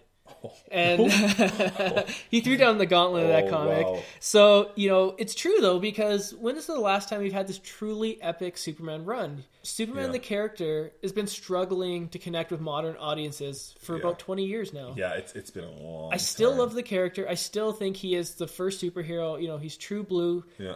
When someone says the word superhero, he's the first one that pops into my mind. His symbol is one of the most recognizable symbols sure. on Earth, with the exception of maybe like McDonald's or Coke Yeah. or something, right? Yeah. it's incredible. It's up there. So do you guys agree with that? Do you think Superman needs to become more modern and where he's more flawed? Because before, he was perfect. Yeah. And I was talking to Baron about this, and he said, with Superman, how you get him to connect is he's an immigrant. Yeah. We're living in a world now where there's refugees who are coming in, and people are debating if we should let them in or not. Yeah. I think that's something that they could have capitalized on in the movie, where Superman is technically a refugee from Krypton. Mm-hmm. Yeah.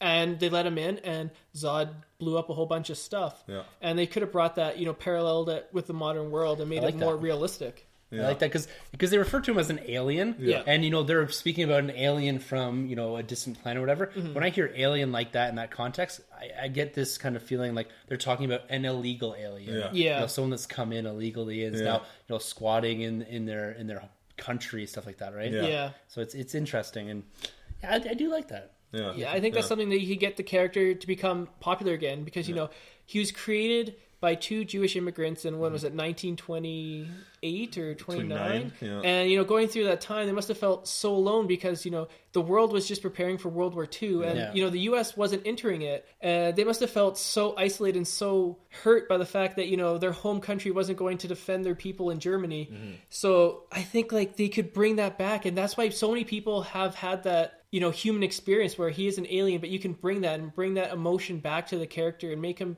great again. Yeah. Yeah, that's a good point. Yeah, that's interesting. What did you think of Lois Lane and his relationship with her? Yeah, I never cared for it much in the first one, to be honest. Yeah. And I honestly I think that falls down to Amy Adams. I don't believe she's Lois Lane. She's never done it for me as a character. But with Lois Lane, she's meant to be tough. She's kind of like, equivalent to like Mary Jane. She's tough. She can fend for herself. Yeah. Half the time in that movie, she could have got out of that situation herself, when she looked at that stranger like, oh, can I help you? And there's the bad guy and he kidnapped her. It's like, you're a reporter. You do this for your, this is your job. You know what's bad and what's good. Yeah. Get out of there, you know?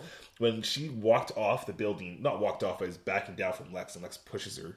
It's kind of like, you knew what you were getting into. Just slug the punk, man. He's 140 pounds. That's what Lois would do. She would slug him. So I just wish they made her tougher. Like, I honestly think Superman, I think I counted 4 times, honestly, that she was saved from Superman. Yeah. My whole thing with Lois Lane is, I think after the bathtub scene, do the desert thing, establish that they have a relationship, a loving relationship. You do the bathtub scene, you humanize Superman a bit, Clark Kent, you recognize the fact that Lois Lane knows who he is. Yeah. That's it.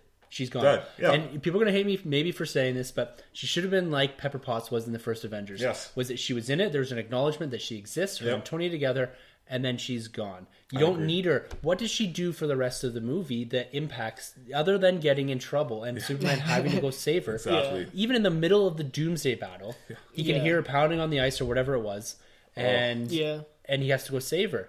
Like, she doesn't accomplish anything throughout the movie that is pivotal to either the Batman vs Superman fight or the Doomsday fight or Superman's kind of whole arc. Like, you don't need her in anything else. No. You need to establish that she still exists in the universe, have that continuity, explore the relationship a bit, humanize Superman a bit for the audience. That's it. No, I agree 100%. I give mine. Yes, Sunjay, you go. I think that Lois, in this movie, Superman only has 2 humans that he truly connects with nowadays. It's Lois and it's his mom. Right. His job, him and Perry seem to not be, but seeing eye to eye. Bruce Wayne and him are fighting. He doesn't really have anyone. He has just Lois and his mom. That's a good point. And I think, having Lois in there and showing that he has a reason to make this world a better place, and that's Lois. That's right. Yeah, okay. If Lois isn't in there, then Superman, why does he even care? At this point, this isn't your traditional Superman, as we said before. Right. If Lois isn't in here, why does Superman care? I mean, there's a scene... But you establish that early on enough that he does care about her. He cares about his mom. Mm-hmm. He doesn't need to be constantly saving her. That's true, to prove... I think this is, again, going back to his internal struggle with, do I want to be humanity's protector? It's like, here's 2 people that I would protect no matter what. Yeah. And then there's everyone else, right? Yeah. And he needs to grow out from just those 2 people. Yeah. But I think you can establish that much of it early on with a couple of the scenes that are in there. Yeah. And I think the ones that are in there early on are fine. But he doesn't need to keep revisiting and keep proving to the audience that I will do whatever I need to do to save Lois. And maybe that is trying to set up this idea as if Lois were to die, Superman would go I think crazy. that's what they were trying to do, but they didn't do a good job. It wasn't executed, I don't think, maybe. Like, in all the scenes, I never feel like anything's going to happen to her because I'm like, oh, Superman's going to save her. Yeah. Oh, Superman's I never gonna save felt her. like It's she was fine. in Like, danger. she's never in trouble. Yeah.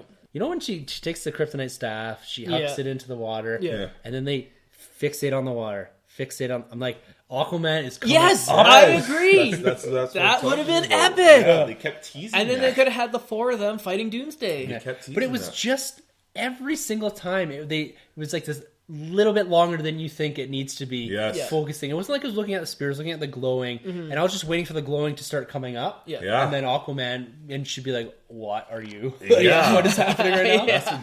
And then even have that happen.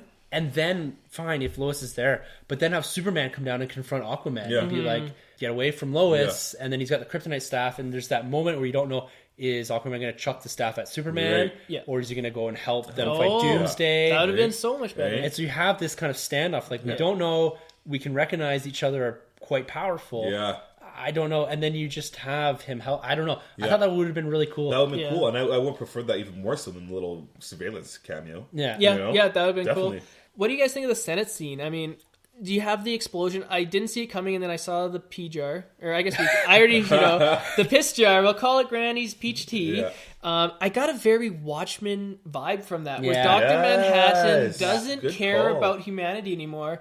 And Superman said, I didn't see it because I wasn't looking for it. Yes. Was he not looking for it because A, he didn't care, or B, because he trusted humanity, and this is his Yes. faith in humanity breaking? See, and that's like a Man of Steel writing right there. Yeah. Yeah. That's something right on Man of Steel. That Inquisition thing, I think, was Man of Steel 2. Yeah, Yeah. I think that whole, because that feels like a completely different movie. Yes, definitely. Yeah. That was powerful. Yeah. And his the facial expression when the place blows, and he's just like, oh, He's there, and he's the Yeah. only survivor. yeah, Tragic. that was a brilliant. I did like scene, that scene. I It love was- that scene. Yeah. Yeah. That's one of the better scenes Yeah. in the movie. I think we can all agree. Oh yeah, Yeah, it's absolutely. very nice. You know what was really weird though? Watching the second time, the memorial. Okay, so you have the memorial where everybody's died, and they have like these big tombstones. Yeah. But then you have the Man of Steel statue right there. Yeah. That makes zero sense to me because you have these people that clearly hate Superman, but Yeah. then you're gonna put his statue over. These Yeah. Yeah. What? And then the guy in the wheelchair gets on the wheelchair and jumps how high and lands Yeah. on Superman's. I was like, what is going on here? I think that shows at the beginning people were seeing Superman as a savior because he did save them, and he saved the Russian spaceship, and he saved the Mexican fire, and he saved the ship of sailors, and he was showing that he was a global influence For sure. and a global savior For sure. And then I can't remember, I think it's the Africa scene, Yeah. is where it kind of goes and people are like, well, Superman caused all these deaths and all this damage. See, and that's a weird scene too. 'Cause Yeah. watching that again, I'm like, he just took out that one guy, but then the lady's going on for about I saw my family got murdered and this, and then she alludes to the government. So it's not like she just blamed the government for doing everything. Yeah. She basically blamed Superman for killing all these people. Isn't Metropolis enough? We already saw Metropolis get destroyed. Now we're going into Africa being Yeah, it's destroyed. just a bit weird because that was like a whole Lex Luthor setup, right? It's so weird. But they're using bullets that only Lex Luthor or LexCorp creates. Like, Yeah. you just Yeah. trace it. Like, Superman doesn't carry a gun. No, No. yeah, exactly. No. So I just that scene that was off. I think the point of the bullets in the scene was just to show Superman came in here and caused all this collateral damage. Right. And that's one of the scenes Zack Snyder said is going to be expanded upon in the extended edition. Okay, because I think that was another we need Lois to do something, so let's let her run around with a CIA guy and or whatever. Yeah. It just never really goes anywhere. Yeah. And then until the end, it's acknowledged where they're up and oh, you found my bullet, Yeah. or whatever. Only LexCorp. Well, this is the most obvious, trace back ever. Because if only LexCorp makes this metal, then it's like, and he's like, all my buildings are made out of it. I'm crazy. It's horrible. Yeah. Let's God. Do you guys think there was any coincidence that this film was released on Easter? Or do you think Resurrection, the Jesus parallels to this were on full okay. display in this movie? Yeah. Superman sacrifices himself to save all humanity when he fights Doomsday. Then you got that kryptonite spear, which is akin to the spear of destiny. Christians believe that's a spear that was pierced Christ when he was on the cross. Oh, okay. And that spear actually has a lot of DC Comics history. Oh, okay. Wow. That's a spear that they use, they say, because Superman cannot handle magic. Right. And in order to get around the fact that Superman just stood still during World War II, they said Hitler had the Spear of Destiny, and that's why Superman was never able to enter World War II. So this spear has some DC Comics connections. It's also in the Justice League versus Avengers crossover. It's one of the 12 items that they have to recruit. One of them for the DC Comics universe is the Spear of Destiny. Okay, interesting. So, Zack Snyder doesn't really try to hide the parallels that he has with Superman and Jesus in this. In the Man of Steel, you see when he goes to the church, and behind him is the picture of Jesus. And then there's some other scenes where he's exiting the space station and his hands are out like he's on a cross. Snyder doesn't do a very good job of subtlety. He kind of hits you over the head with a hammer. Yeah. And I think this is just another one of those occasions. Yeah. And then, Justice League will be the resurrection, or, the full Christ story. Yeah. So I just thought, they released this on Easter. Huh. That's one thing I thought of. I was like, you think that was on purpose? I mean, besides getting away, thankfully, from Civil War, because if these two films were released on the same day, I have a feeling this would have been a much different box office weekend. Yeah. So, we talked a little bit about Lex Luthor here. Yep. Can you tell me, one, what was he going for? Like this, you mentioned it, sort of this crazy Joker, Riddler, sort of speaking in metaphors and ancient anecdotes and stuff like that, and riddles. Yeah. And what was his motivation? Like, what's his end game? Like, what was his beef with Batman and Superman? I never fully understood that. I think he hates power, and he doesn't believe that there should be a world with a Superman. He believes that he is humanity's savior, and he will do more than humanity. Superman makes humanity lazy. I'm just throwing this from the comics. They don't really explain it. Yeah, in the comics, that's Lex Luthor for sure. Yeah, and I think there's two different Lexes. You get the Lex at the beginning. He goes to the Krypton ship, learns all that knowledge, and ever since then, Lex is darker and a little bit, I don't know. I just feel like there's two different Lexes. There's one where he kind of portrays to the general audience, and then there's one where he's kind of like this dark guy. Like, he killed a senator. Like, he fought him, and he murdered his assistant. Yeah. Like, he's a dark dude. And a douchebag. I mean, it doesn't make sense for me, because in this, he clearly has beef with Superman, but it's like, okay, get rid of Superman to make way for Darkseid. Yeah. I don't get the mentality. I wish they went with the comic, the traditional Lex, where he's like, kind of like Batman in this movie, where he doesn't believe in Superman. Like you said, it makes society and humans lazy to rely on this guy. He wants to be better. He wants the human race to be better than what they are. So with this, they weren't clear at all with what he was trying to do. Yeah. He's way too goofy for no reason. It just made no sense to me. It's not Lex Luthor at all. Yeah. Do you think they're going to pull the plug on Jesse Eisenberg playing him and bring in someone else to play Lex Luthor Sr.? I don't think so, because I don't think it was Jesse Eisenberg's fault, to be honest. I mean, he delivered the lines the way they wanted. Like, they wrote that character that way. Yeah. Not him, Like, I don't... Yeah. Is this something that's happened? Did he go in and start reading these things, and they're like, "Oh, we should write this character like this," or did they write the character like that? Like, did they adapt to his acting and be like, "Well, he has all these social issues, and he can't speak in public, and he's always stumbling over words. And he seems like his brain's working fast, like almost like an Asperger sort of thing, right?" Yeah. And so I don't really know. Like, it was a really weird portrayal. Yeah, I feel like DC dropped the ball on this one. I feel like DC wrote that character, like, they were deliberate on what they were trying to do, and I feel like they're like, Jesse Eisenberg's the guy we want to do this, but I don't think he went in there kind of tinkering with the character. Yeah. That's just at least what I gathered off of it. Would you like to see him in Suicide Squad now that he's in jail for the sequel? You think he'd make a good addition to the team, or? You know what? That would be interesting to see him have some dialogue with, that's really cool. I didn't think about that. That could maybe bring some more darkness and maybe strength to that character. Yeah. To see him in a cage or jail cell with those other guys. That's pretty neat. I like that idea. Let's talk about the controversial, the whole movie's controversial, but Martha. Okay, so the fight. So we've been talking for an hour here almost. And we're just getting to the V part of Batman v Superman, right? Yeah. This movie's packed. Yeah. So let's talk about a bit of the fight, and then we'll talk, because that leads nicely into the Martha thing. What did you guys think? I like the fight. Yeah. I thought visually it was pretty cool. Yeah. And it was a lot shorter than I thought it was going to be. Yeah. And I was kind of like, oh, this is pretty cool. I liked Batman in the suit. Yeah. And there's some cool scenes there with the catching the grenade. And, yeah. But I didn't... It was interesting because Superman lands with the intent of explaining to Bruce what's going on. Yeah. And then after Bruce hits him once, he's like, all right, it's on, buddy. Like, I'm going to make... he doesn't even try. It's not like he's sitting there being like, no, Bruce, no. Yeah. Lex Luthor's got my mom. Hey. Yeah. Like, it's like, no, I'm going to... Now it's time, because I'm going to punch your friggin' head off. Yeah. and it just so happens that you sprayed him with kryptonite. Otherwise, you'd be dead. Yeah. Like one swing, and he's swinging right for his skull, right? Yeah. But he does say, stay down. If I wanted you dead, you'd be dead already. Yeah, I like that. I like that.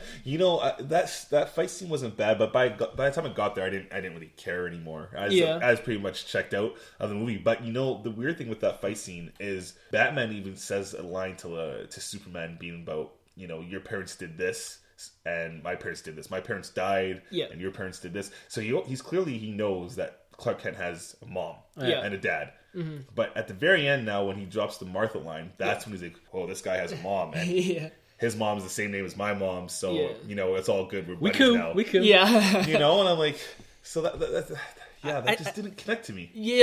I really hope the writers had more depth to that. Yeah. To me, I kind of took it as Batman realizing that Superman, while he is an alien, he still has humanity. Yeah. Like, he's about to be killed, and the only thing he's telling Bruce is, save my mom. Yeah. Bruce kind of flashes back at the end, or, at the beginning where his mom gets shot. And he's kind of thinking, would my mom, would she be proud of me at this moment? And, I think that's kind of the trigger that it goes off in his head, like, man, I'm wrong. Yeah. Like, this guy, the scene in Man of Steel where the guy from Law and Order says, this man is not our enemy. That's kind of like the scene that I kind of got where Bruce is like, this man is not our enemy. Yeah. This coming from a guy that said, if there's even a 1% chance that this guy is our enemy, then we have to kill him. Take that so chance. it's like, just because he said, oh, we have the same, like, to me, he's already decided, like, I don't care no matter what. There's nothing that can change my mind. This guy might do good things forever, but if there's a tiny chance, and that chance is if Lois Lane gets killed, apparently, that Lois Lane gets killed or whatever, that he could be evil, we have to kill him. And now he's totally relinquished that thought and that mentality and that.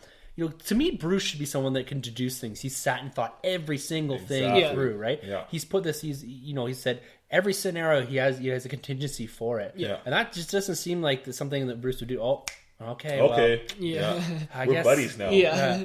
And then even to the point where like he gets to the Martha Clark or whatever, or Kent, sorry, and he says, "Oh, don't worry, I'm a buddy of yours." We're friends. Yeah. I literally had a spear to his skull, and I was going to kill him 30 seconds ago. Right? I see, and you know what? Maybe this is weird because maybe if I didn't, I'm binge sorry watch, I feel No, like I'm no. really coming down on this right now. I didn't do anything I had nothing to do with this movie. I know, but I said at the start I don't want to sound like we're pissing all over, but I feel like I've been doing a lot of No, that. I appreciate this open dialogue, and hopefully, some of the stuff, because this movie was kind of meant for DC fans, but it should have been meant for everyone. he should have. And for someone who doesn't read DC, these are some of the complaints that I kind of glanced over. Yeah. So I'm glad you're bringing it up because. But now I don't want you to go. Like the thing I feel bad is like I listen to reviews sometimes and I go back and I rewatch a movie. I'm like, I wish I hadn't listened to that review. Or I wish someone didn't point that out to me. But if someone gave a bad review of The Force Awakens, would that matter? Like if someone No, bashed that's Star true. Wars, no matter what, you're gonna it's- love it. And it's one of those things like people are saying like, oh, it's just a rehash of episode 4 or whatever. It's or you're getting the best parts of the Star Wars trilogy. I can see that, but I look right through that. Like, that doesn't bother. I don't care. And that's kind of like me with this movie. Like I can see the flaws and I can see him there, but I kind of put lipstick on a pig and call it the prom queen. I don't care. I recognize the faults, but I look past them. Okay, good. But you know what? I don't know about you guys. Like, did you binge watch through Daredevil season 2? No, I've not. I've been watched through diapers. What am I talking about here? But you know what? Daredevil 2, I know they have 13 hours to do this, but they established the differences in the morals between Daredevil and Punisher and Elektra so well. So when it came time to see Batman v Superman, and the morals just diminished like that. Yeah. And I was like, really? Like, you get a good idea of why Batman's fighting. Yeah. You don't really have the best idea why Superman's fighting until Lex is like, hey, I'm pulling the strings, go take out Batman. Yeah. Nah. That's the motive behind, the whole fight. So The thing I found interesting, and people bring this up, is, how could Luthor manipulate Batman? Yeah. In the comics, it happens all the time. Yeah. Luthor is established as being smarter than Batman. He manipulated him in Forever Evil. Yes. So that way I had no problem with that, because to me, Luthor is smarter than Bruce Wayne. Yeah. I didn't have any issues. He's pushing a lot of Batman's or Bruce Wayne's buttons too, right? Particularly with people dying, his family dying, the people in the tower dying, stuff like that. Yeah. I get that. Yeah. Let's talk about the ending. Yeah. To me, you might disagree, but this was my Han Solo moment. Like, as sad as you were when Han Solo died, well, maybe you hate Han Solo. I doubt you do. But as sad as you were in The Force Awakens when he dies, that's how sad I was with Death of Superman. I thought they did an excellent job showing Superman going from alien who was removed to saying, this is my world and this has got to be me who takes out Doomsday. And even before he dies, they show that nuke in space and Superman holds Doomsday there so that he can get hit by the nuke. And then Superman, it's the scene right out of The Dark Knight Returns where his face is like emancipated and he looks like weak and skinny. Yeah. And then the sun like goes on him and then he gets back to full strength. He almost looked like Bizarro for a second. Yeah. Is this a Bizarro? That would have been cool. Reference? Yeah. What do you guys think? Because, I already said like I cried at this scene. I thought it was really cool at the end with the casket and then they had the silver S. I thought that was a nice nod to the comic book Death of Superman. I totally caught that. But did you guys buy it? I mean, as someone who who goes into this, there's only been one Superman movie, Man of Steel. But I kind of took this as more like the whole cinematic history of the character, like Christopher Reeves, Brandon Routh, Henry Cavill, like all of them, and then like the show finally show the death of a Superman on film. Yeah. Like, what do you guys think? Well, I think before I give my opinion on the end there, the death of Superman, let's talk a little bit about Doomsday. Yeah. The person that actually kills him. Yeah. So I understand that Doomsday is like a creature of Krypton and stuff like that. Multiple times. So I just don't understand like how Lex got to the point where he's like, if I cut my hand and I put Zod's body in this water and I talk to this machine for long enough, eventually I'll create Doomsday. I think because he's been that's the scene after he's learned all the history through the Kryptonian ship. Okay, so they probably said like, okay, we had this one character called Doomsday and he's a mix of Kryptonian and other blood, and he creates Doomsday. So I think that's probably why. I'm hoping that's why, but that's best I got out of it. He didn't really seem like Doomsday. He seemed like a mix of three villains. Like me and Baron were talking about this. He seemed like Bizarro because Lex created him. Yep. Doomsday, the obvious, and then he brought up Parasite. So Parasite's a Superman villain who uses energy, and every time he gets it, he grows stronger and more powerful. Oh, okay, yeah, they showed examples of that, right? Yeah, so it kind of felt like it wasn't just Doomsday, but it was like all three of them. All three of them, yeah. Kind of like in Iron Man 2 where Whiplash was like two villains. Yeah. And they seems to, he kind of grows a bit. Yeah. And it just seems, he seems like a bit of cannon for, like he's just out there for someone to punch. And I thought, it was kind of cool. I liked kind of how it ended. You had kind of Wonder Woman with the lasso. Yeah. And you had Batman firing the because I like Batman because he's like, he does the oh shit thing, right? Yeah. And he spends the rest of the time just running away from Doomsday. Like, I have no part in this fight. Terrified. Yeah. Right? Like he wasn't just like in confidence. Boom. He was like, I like that. I really like that. Yeah. First time Batman's ever faced this like a galaxy threat. Yeah. Like he's probably gone from fighting the Riddler to that. Yeah, like maybe Bane the most. And yeah. I have no idea what to do. Let's get And then it's kind of cool that he does have a part where he fires the grenade at and kind of weakens him a bit. But see, this is my other argument too, because I found this film, it was like, and I said this to you before, I felt like it was someone trying to do Zack Snyder. So some of these shots to me, I'm like, Zack Snyder could do better than this. Why is this shot like this? Like, when that shot you just talk about when he shoots him with like the green kind of kryptonite thing, I thought it could have been done better because you see Wonder Woman attack and then you see Superman attack and then you see this green mist appear and then it zooms out to Batman, where I think it should have been in reverse. You should have saw Batman shoot first and then Wonder Woman attack, and then it just, in my opinion, would have looked better. Nitpicking, I guess. Hans shot first. It's a trap. Yeah. See, bringing up that one scene, talking about, making this more common to outside fans of DC Comics, he could have just as easily said with Wonder Woman with the lasso of truth, she could have been like, stay there, Beast. My lasso of truth is unbreakable and you'll never get out. Yeah. So I'm glad, in some ways, I'm glad they didn't go down that route. That would have been super campy. Yeah. What do you guys think of Superman having to be the one to kill him? I mean, I thought it made perfect sense. Oh, it's appropriate, Definitely. Yeah, it had to be him. Definitely, He couldn't just give it to Wonder Woman. He just met her. Can you imagine? Just like, oh, hey there, chick, you do it. Yeah. Now, so when he gets stabbed through the chest by Doomsday there, is that because he's weakened? To the kryptonite he's holding, right? Because he's struggling to get there, right? When he grabs it from, because he jumps in the water, brings it up. Mm-hmm. And it would have been great if Aquaman was there, but to carry it over Doomsday. But so is he weakened, and that's why he dies? Like that's why he's like, because it seems like he gets a big wound on his chest, and so is it the kryptonite makes him more human-like, not immune to everything? His cells of the sun that make him stronger. So and that's what killed him. It's not like as soon as he gets dropped down, and the sun hits him, he just doesn't get kind of healed up, Wolverine style. Well, because the sun heals him, but I think whether it's kryptonite or not, I think that blow probably killed him. Doomsday is powerful Yeah. enough. So that's- Add in the kryptonite. I was a bit confused because I'm like, I don't know if like it just seems like he got stabbed by like a big nail or whatever, right? Yeah. And so so maybe it's a bit of both, and the power of Doomsday a bit of weakened by the kryptonite. Yeah. Why did they put him in the casket though? They know Sun like brings him up. They don't though, do they? Oh, don't think yeah, I they guess do. only Superman knows Yeah, only that. Superman knows. I guess they wouldn't know that the sun heals him. So No, maybe 'cause how that was he something that can- was referred to Man of Steel, but it was only by Zod because the other Kryptonians and stuff like that. Yeah. Oh Yeah. yeah. Okay, yeah. So like, I thought it was handled like I've read the Death of Superman comic, and I didn't think they're going to go down this route though with it. I thought because Marvel gets a lot of crap because you basically can't die in the Marvel universe, right? Yeah. There's no consequences to things, and I thought that because we know Superman, they showed that image right from I'm presuming it's the Justice League and Superman's up front there. Yeah.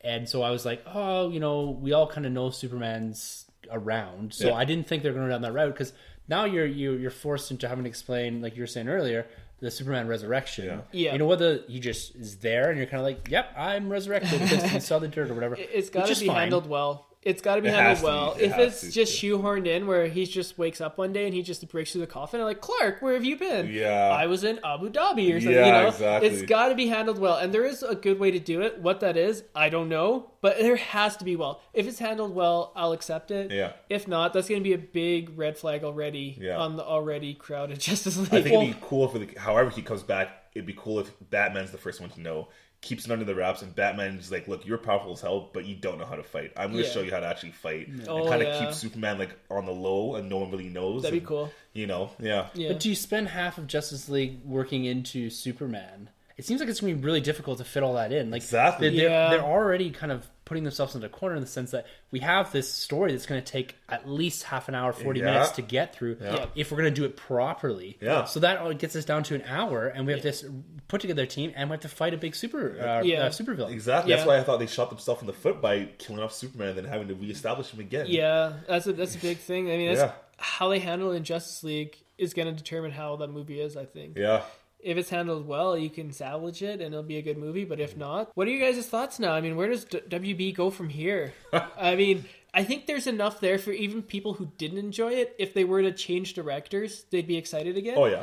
I think, they did enough good things where they got people excited about Wonder Woman. Mm-hmm. I think a lot of people are excited about Suicide Squad. Yeah. So I think a lot of it is just Zack Snyder. And, depending how this film does at the box office, it had a great opening weekend. Let's see if it can keep it up. What do they do? I mean, say this thing is not a hit with critics. Audiences are kind of divided. Yeah. I'm being nice here. What did you do? Did you bring in George Miller, who did Mad Max? Now, people are saying Mad Max, excellent film. Critics loved it. Bombed at the box office. Yeah. So, I mean, that's another thing, too. Critics loved it. Audiences didn't. Audiences loved it, but just not enough people went to go see it. Yeah. So, where do you go? The first big question is, do you strip this from Zack Snyder? Let's have a vote right now. Yes. I agree. I say no. I say yes. I don't think he can handle more than two main characters. He's in a not movie. an ensemble director. Yeah, it's about the big thing with Justice League is now we have beyond that, because this was really two people, right? This is Batman, Superman, a little bit of Wonder Woman. Yeah. Now you're throwing Aquaman, Cyborg, Flash, Commissioner Gordon now. Gordon, Mira, Aquaman's wife. Yeah. So you're just layering this on. Exactly. You got to go for. I think they have to go after a TV guy, someone that's because you look at the Russos, right? Yeah. You look at Joss Whedon. Yeah. They came from TV. They came from directing ensemble casts over numerous episodes and knew how to focus on each individual character to give them their dues, right? Absolutely. And they knew when to pull back on certain characters and when to push them to the forefront. Yeah. Joss Whedon had a bit of problem with this in Age of Ultron. Yeah. He kind of Thor got the back seat there, and a few other characters did. But Avengers 1 is great at this, and the Russos do this really well. Yeah. All TV guys. So it'd be interesting to bring in someone. I even like this idea of, with the Russos, a double director, right? Exactly. A co-director or Yeah, something. exactly. Yeah. It's having someone to relay ideas off of. Yeah. Because I think, that's a lot to take on. Oh, and, coming out of this, right? So this is a thing we talked about before with Joss Whedon, is that this fatigue. Yes. Is coming out of this is, he did Man of Steel, and then he'd been basically working on Batman vs Superman since then. Yeah. And then he's going to start production while Batman vs Superman's still in theaters on Justice League, right? Yeah. And so the question is what do you do? you never want to say something like this about a creator, someone that's putting a lot of effort into things, putting their heart and soul. This guy is clearly a fan, right? He's trying to give the fans what they want. For sure. Yeah. And, maybe it wasn't delivered in the way that a lot of people would have liked. But there are people that are liking this, and is it fair to take something like this away from someone like that? And you're also committing to, now you have Justice League Part 1 and 2, right? Yeah. It's not like you can have Zack Snyder, because his visual style is, I don't even know the word. Known to him. Yeah. You see a movie, you know it's Zack Snyder immediately if he did it. And so if you did a 1 and 2, and the tone and the style, the visualization are different between the two, that would be quite stark. Putting those two movies together when they're supposed to be basically one continuous movie separated by a year. Yeah, and I think we all agree here. We all love Zack Snyder's stuff. I mean, I think the only thing I had was Sucker Punch. That's the only one I don't like. Everything else, I Watchmen's great. Man of Steel's great. 300's great. You know what I mean? I love all of his movies. I was rooting for him hard for this one, and it really showed to me that he's a visual guy and not so much of a story guy. Yeah. Right? Who would you bring in, though? Nolan's busy doing a World War II film. George Miller's got nothing on the horizon. Yeah. Those are the only two that popped in my mind. J.J. Abrams, I mean, he's not doing any more Star Wars, as far as I know. Yeah. Would he come on? You have to bring in anyone new. To bring on anyone new, you have to push this out at least a year. Yeah, and I don't think they're wanting to do it out a year again, right? I don't think they want to do that, though. I mean, I really like the George Miller, though. Yeah, to be honest. I mean, the script's already been written. They're already doing costume design and pre-production, that stuff. You got to remember, Zack Snyder's overseeing this all. But that's done. All that stuff. Yeah. If they're starting production April 11th, that's done. The story's locked in. They can do rewrites as they go and stuff like that. If something's not working for particular scenes, fine. But all the costumes are made. Everyone's fitted for everything. All that kind of stuff. It's 2 weeks till this thing starts, right? Yeah. They're at the moment. They're probably flying people to wherever they're to get settled and stuff like that. For because they're shooting them back to back. So it's gonna be 8 months, if not more, of straight shooting, right? Right. That's right. So if I'm sitting on the hot seat in Warner Brothers, I am nervous. Yeah. Because I have to dump probably $1 billion into these two movies, right? Before I've even got profitability on Batman vs Superman, right? Yeah. So I don't know. It's a tough one. What do you think? It's an interesting conversation. As you said, all this stuff's already been done. Yeah. So to change a director now could then create a little bit of problems because you have two different things. One of the things we talked about that this suffered from was two different writers. Yes. And you could kind of tell at different points. It seemed like they took the half of it was from Goyer and the second half was from Terrio, it seemed. I think at this point, this one will probably still make bank at the box office. It'll probably turn the profit $800-900 billion worldwide. Yeah. So I'm thinking, at this point, you bring them in, but what you do is you give the solo films, more freedom. So they don't always have to be Zack Snyder verse. Yeah. So that way, if Zack Snyder's not your thing, you can go to Suicide Squad with David Ayer. You can go to Wonder Woman with Patty Jenkins. You can go to James Wan with Aquaman, Batfleck. Yeah. You can have different avenues to go to. Definitely. Where Snyder, before where he was the whole pie, now he's just a piece. Exactly. And he fits in with everything else. And I think that's kind of the route you take because, as we said, this film had some mandates to do. It made people more excited for Wonder Woman. Yep. More excited for Batman. They accepted him as Ben Affleck. Yep. It set up Justice League. It set up the whole DC cinematic universe. It showed me Aquaman, Flash, Cyborg. It did all these things, and who knows, maybe some of the stuff that Snyder wanted to do, Warner Brothers came in and said, you have to put in the files of Cyborg. Or, maybe. You know? Yeah. And that happens with every studio. Yeah. I mean, maybe they came in and had more influence. So, in my opinion, I just don't know. I mean, if you change it at this point in time, he's done everything. So you're back to square one. If you change it at this point in time, you might as well reboot it. You might as well start fresh. Yeah, it'd be tricky, but you can't do that, they can't survive another reboot. No. Not at this point. I mean, I was talking about Warner Brothers. Warner Brothers as a studio is struggling.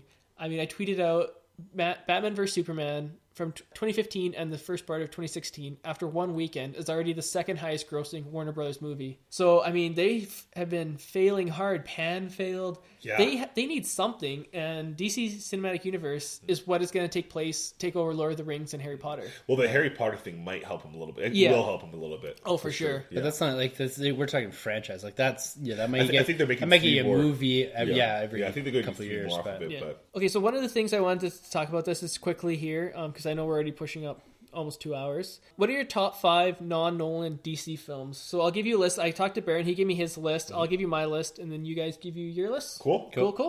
Baron, number 5, Superman, the first one. Number 4, Mask of Phantasm, the Batman animated film. Oh. Number 3, Man of Steel. Number 2, Batman Returns. And number 1, Batman 89. For myself, I have Superman, the second one, number 5. Watchmen, number 4. V for Vendetta, number 3. Man of Steel, number 2. And then this one, Batman vs. Superman, number 1. That's nice. I think for number 1, I'll go Man of Steel. Yeah. Number 2, I'll take Baron's Batman, the animated one. I can't remember. Mask of Phantasm. Oh, yeah, I'll go there. Watchmen, number 3. We'll do Batman Returns, number 4. And we'll go Superman, original one, number 1 for 5. Good choice. Yeah. Okay, I'll do Batman 89, number 1. Okay. Man of Steel, number 2. Watchmen, number 3. Batman Returns, and Superman. The first one? Yes. Yeah. Cool. Nice. Cool. Good list. Yeah. All right, guys, we spent the better part of a year and a half discussing, speculating on trailers as to what this movie was going to be. I think it's time that we lay down our official Nerd Room ratings. Sanjay, I know you have Baron's on you, so why don't you lay down his rating, and then let us have yours, and then we'll see where the rest of us fall for Batman v Superman: Dawn of Justice. So Baron gave it a rating out of 10. He gave it 6 out of 10. I'm going to give it 8.5 out of 10. Yeah, I'm close to Baron. 6.5 for me. I'm going to give it a 5 out of 10. Fair enough. Yeah. There's some good parts of it. You don't have to explain. Snyder's not listening, and you know what? That's the thing. Don't be apologetic. Just rewind the last. But keep in mind, there's a lot of things I love about this movie. Like there's a hefty amount of things I love about this movie. Yeah. Just unfortunately, the bad stuff outweighs it. Well, and that's it. I think the bad stuff shines a lot brighter Yeah. than the really good stuff, and I think that's sometimes what's unfortunate about doing stuff like this is you tend to focus on the negativity stuff you didn't like, and the stuff you do like. And I hope that throughout this we gave enough praise to the stuff we do like in this movie, as opposed to just purely bashing it. Yeah. So, this is a start, really. Deadpool kind of, but this is really the start to. Basically, we're in full force into, I would say, the summer movie season. Summer movies. Right? Yeah. We're still considered pre-summer, but coming up here, we got a ton of movies to review. Yeah. I put together our outline, or our episode guide, all the way up until August, and we only have 2 vacant spaces. And that's a lot of talking movies, comics, stuff like that, con stuff, and all that. Nice. But we have an exciting summer coming up here, and it's gonna be a lot of fun. Yes. Yeah. Yes, Looking forward absolutely. to it, and first of many, hopefully, good films that we get in 2016. Yeah. At least that I enjoyed. Yeah. All right, X-Men, you're next. Yeah. No, Civil War. Oh, Civil War. Yeah, That's right. I'm Yeah, an Civil War. X-Men. Okay.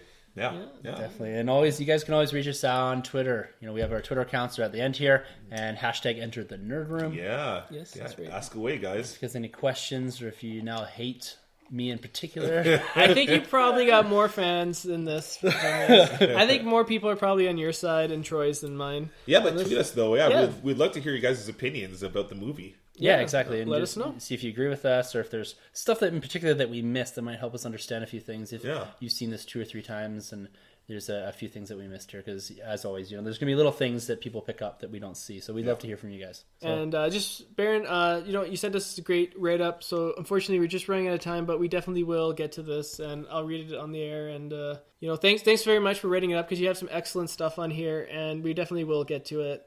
Unfortunately, we're just running a little bit at a time in this one, and then we can bring it up. I hope you enjoyed your concert, though. Yeah. We hope you enjoyed AquaCon. All right, guys. As always, it's been a lot of fun. For the Nerd Room, I'm Tim. I'm Sunjay. I'm Troy. And thank you for entering the Nerd Room. Meow. It's back! It's back! Yeah, we tried to record it last week. Total garbage. I Zack Snydered it. Oh, there it is. There it is. Laid it down. All right, we're out. Don't forget to subscribe and rate and review us on iTunes. You can find our hosts, Tim, Sunjay, and Troy, on Twitter at TheNerdRM, 1912 Podcasting, and Troy, The Boy, 87.